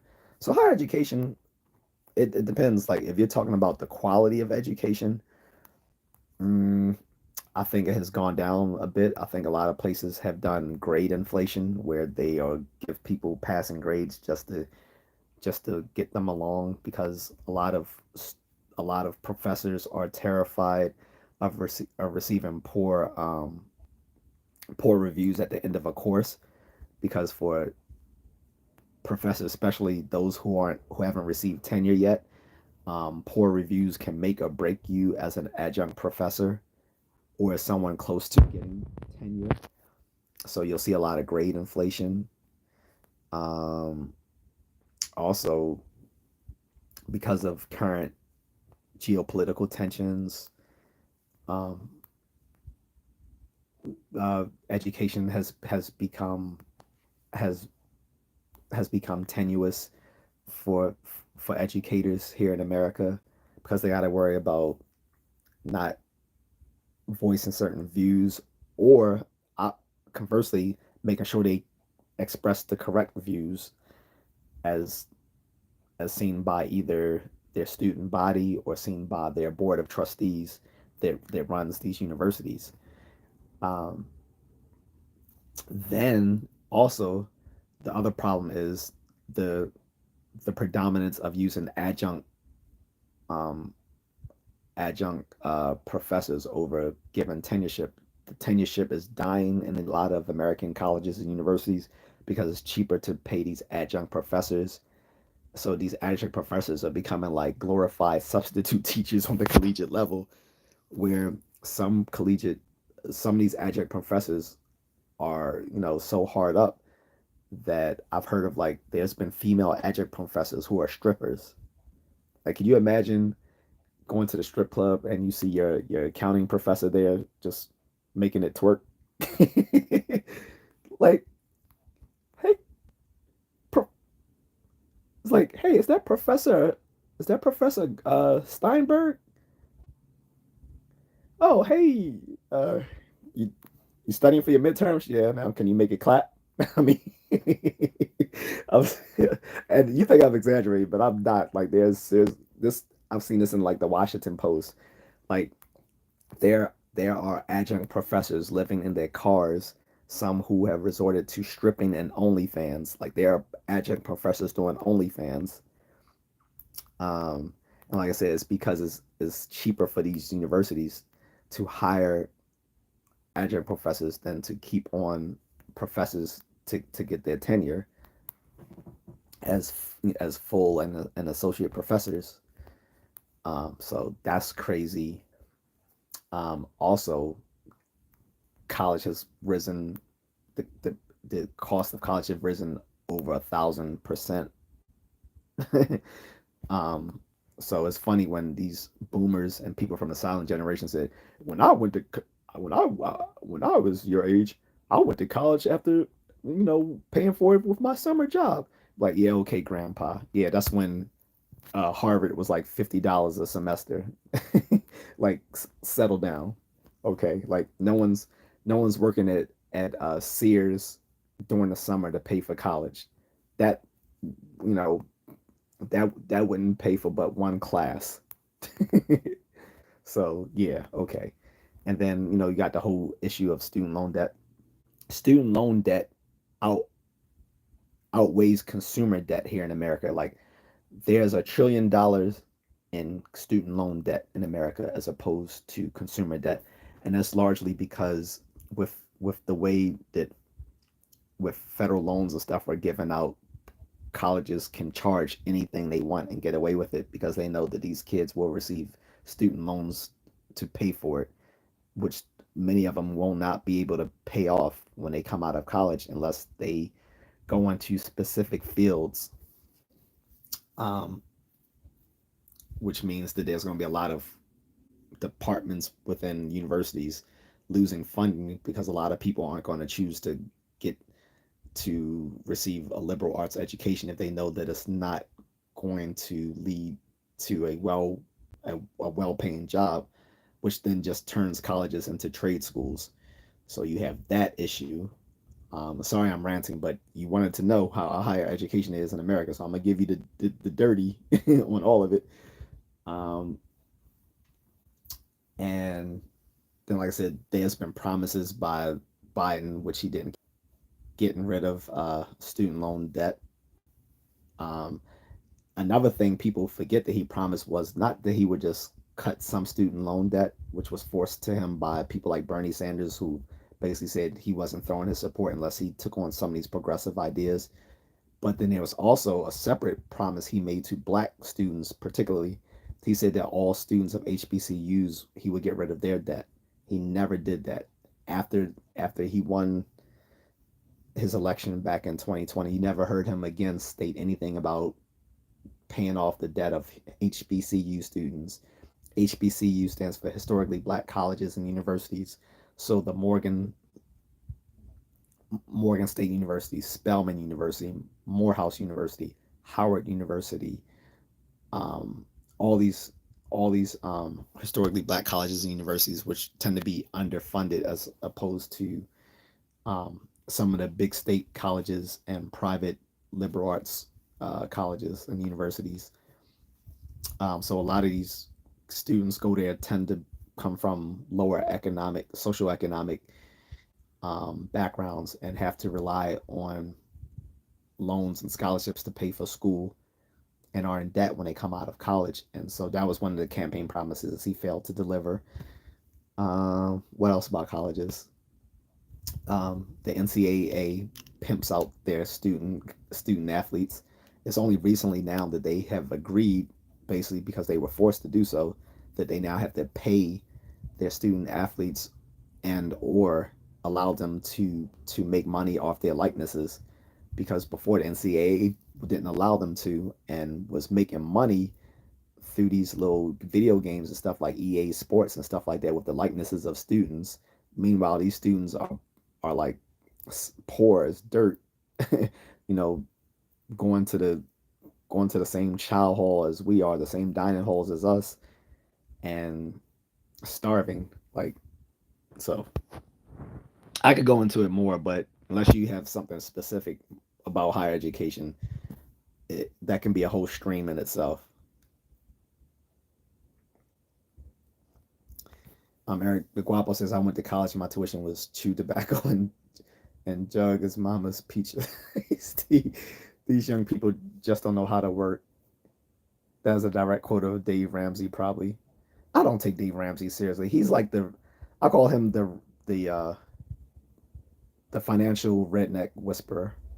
Like like he's like the financial guru of rednecks. Like, some of the stuff he says is on point, but a lot of it, no. And like, because I remember talking to people and they'd be like, "Oh, have you read Dave Ramsey?" I'm like, "No." They say, "Oh, you should listen to him. He really knows what he's talking about." I'm like, "Yeah, okay." He's just another financial guru. Like, there's always someone like back in the day. There was what Susie Orman or whatever her name is. Actually, one of her books right over here. Yeah, Susie Orman with her 9 steps of financial freedom bullshit stuff like that. I don't listen to any of those idiots. Especially, I'm not listening to anyone about college who went to college back in like the 50s, 60s, or 70s when you could pay when college was still affordable. College hasn't been affordable since the 80s, and that was largely because they once once people of lower income levels started going to college en masse, they made it less. They needed ways to make it less attainable for the hoi polloi by making college much more expensive, and by making certain fields of college not not as practical. So, but back in the day when very few people went to college in America, except for the elite, it didn't matter what it didn't matter what your degree was in because you were just of the rare few people who attained a degree, and it was it didn't cost that much because it was for most people it wasn't practical going to college. Like after high school, you were expected to be out there in the workforce, so you didn't have to make college, you know, $20,000 per semester. So, Noise the Music says, I appreciate the explanation of how it all works and the cogs that spin the system. Seems intriguing for someone who knows nothing about it. Um, Sports and science as influential as the shows show us. Yeah. Yeah, like I said, the whole talking about higher education could be a whole thing in itself. I've actually done, if you're interested, some videos talking about um, my opinion on what people talk about when they talk about bullshit majors. I actually did one live stream. I made the mistake of making it a kid friendly live stream so no one could leave comments or participate in the live stream. But I don't mind if it was if it's useful for like any young person to look at that and get like a an unfiltered conversation about, well, not conversation, but well, unfiltered opinion of mine about what is and isn't bullshit majors. Like basically, I took out all my cussing that I normally do here. I didn't cuss, and I kind of made sure I said things that were kid friendly in that chat. But I was pretty blunt about what I thought about what people thought about were bullshit majors and what weren't bullshit majors. And maybe some kid might find it useful, but it didn't, because I set it to being safe for kids. It didn't allow for discussion. But if you're interested more in what my thoughts are on higher education, you can check out that live stream. And I did a video with a friend talking about um, college and bullshit majors and stuff like that, because I've had a lot to say about it. Because a lot of people get it wrong when they talk about bullshit majors. It starts to become subjective, basically. So if you want to check that out, you can. And if people want my opinion on bullshit majors, I can discuss that here right now. But I'll make it very brief. But that's only if people ask me. Otherwise, I don't want to jump into that.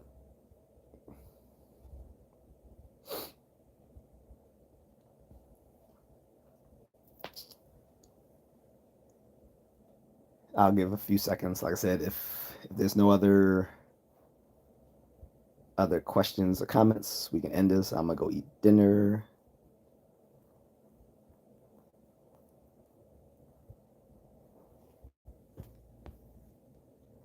Um,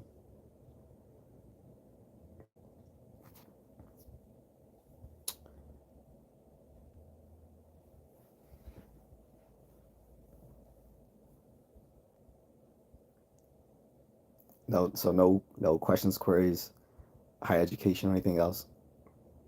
What's my favorite food? It's gonna be either, I don't know, General Soul chicken, maybe, I don't know. It's probably a tie between General Soul chicken and buffalo wings. I know not neither of them are a healthy choice, but I work out enough that I can pretty much eat whatever I want, and I need the protein.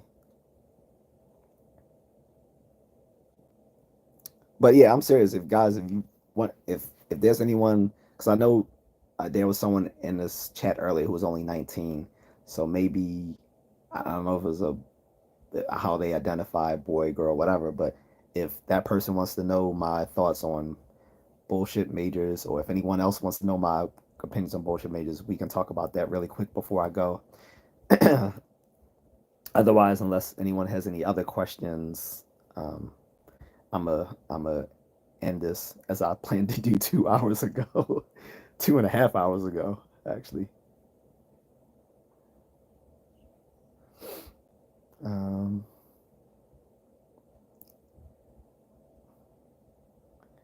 so, oh, the other Eric is back. So, now that we got two Erics, I got to establish between Eric the Guapo and Eric Lapointe, because there can only be one Eric. No, I'm just joking.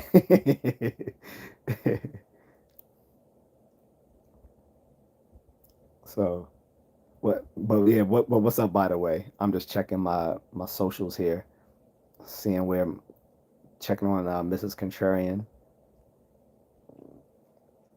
And guys, oh, for those who've missed it, because I probably said this an hour ago into the chat, as I'm being close to being monetized, Mrs. Contrarian is going to post something. She hasn't told me what it is, but we've discussed, maybe some ideas, just to celebrate me hitting the 1,000 subs or whatever, and getting monetized once I get enough public watchable hours. So the algorithm, you have to there's two levels of monetization. First is you need at least 500 subs and 3,000 public watch hours, or 3 million YouTube short views. Um, and originally I was going to do it through the YouTube short views, but it's just I don't put out enough to do that, because again I don't do this full time. But I'm close to the public watchable hours, and now I'm hitting close to 1,000 subs, which I haven't checked yet. But she was going to do something nice, because normally she's been pretty reticent to show her face on here, and I have purposely not used her in most of my videos as a way of getting attention to my channel. I don't want to do that. All the people I've seen pretty much use their girlfriends and wives to attract attention to their channels, tend to have dated women who were sex workers. I'm just gonna say what it is. And when I'm talking about some passport bros, particularly in Thailand, and I'm not gonna say their names, but if you know whom they are, so be it. But because I like all of these guys whom I've watched, I'm not gonna say who they are, nor their women. But I mean, you got one guy whose woman is always on his channel, who's a porn star or former porn star. One who is a one my favorite of which his girl was a former massage girl in Pattaya. If anyone knows about Pattaya, Thailand, that says enough. No one's going to Pattaya, Thailand for a clean massage. Okay. And the other one, his girl's a bar girl, which is obvious because she's tatted down, like her entire body is covered with cheap ink that is notorious for Thai bar girls. But yeah, and my woman is, Filipina. I'm not gonna have her. I'd rather have her behind the screen than in the screen with me. Eric says there's no America without an Eric. Probably not. Wasn't one of the Vikings that explored America originally named Eric? If unless I'm wrong, Eric the Red or something. One of the Vikings that discovered Greenland. Glam, I'm sorry, the I just see Team Atheist, but I can't read the other part. But yeah, was anyone interested in my views in BS majors? I know not everyone is and has gone to college, or people care about college, or some people have already gone to college and could care less. But I know I get some young people like Angie earlier. He or she was a 19-year-old interested in like ancient philosophy and stuff. So um, I don't mind giving my views on that stuff.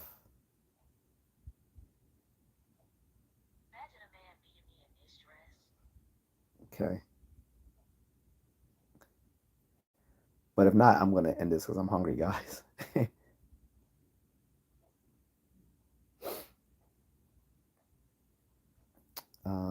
But I'll give it a few minutes in case someone's typing out something.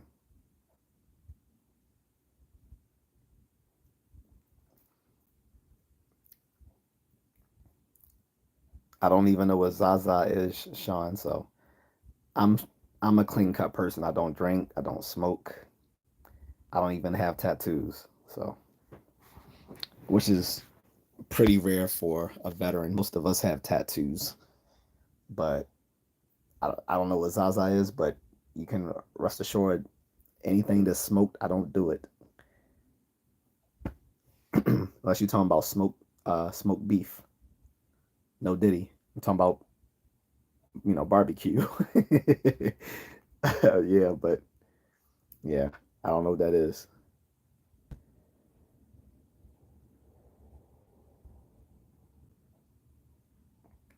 But unless there's any other comments besides trolling, I'm gonna go.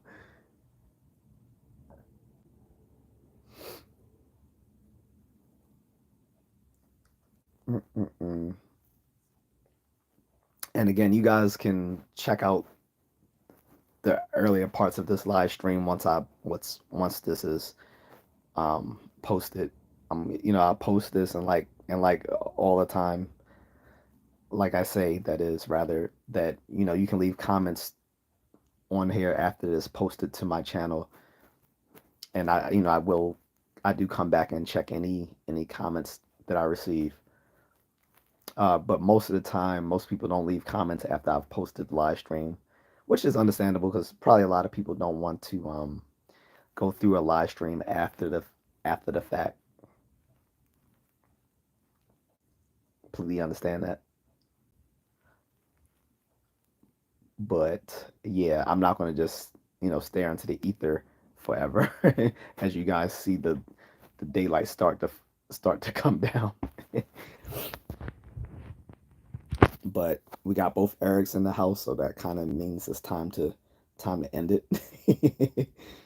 um, I don't think I think I've seen everyone's comments, and I mean, like I said today, ask me anything, and we literally been through everything. We talked about philosophy, martial arts, education, politics, the new election, um, whole culture, 304 culture rather, traveling. We've kind of went through the whole gambit of things that I usually talk about. So much so that I'm starting to lose my voice. So since I don't see anything else, guys, I'm gonna end this within 30 seconds.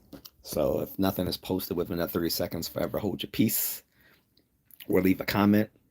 Please like, subscribe, share, hit the notifications. I'll be back for more. We'll have a different topic of the day probably tomorrow.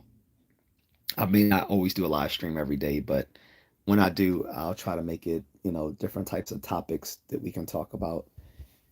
Um, Yesterday we did a, a live stream uh, about I want to smoke on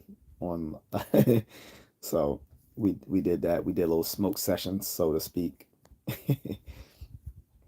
But it actually went well. I think. But I think there's a good point to end it at. So thanks, Eric. You guys, um, thanks everyone for contributing. This went much longer than I expected. Like this literally was only supposed to be an hour long, and now it's went to like 3 hours and 45 minutes long. So that should give me some considerable public watch hours. All right, guys, talk to you later. Thank you.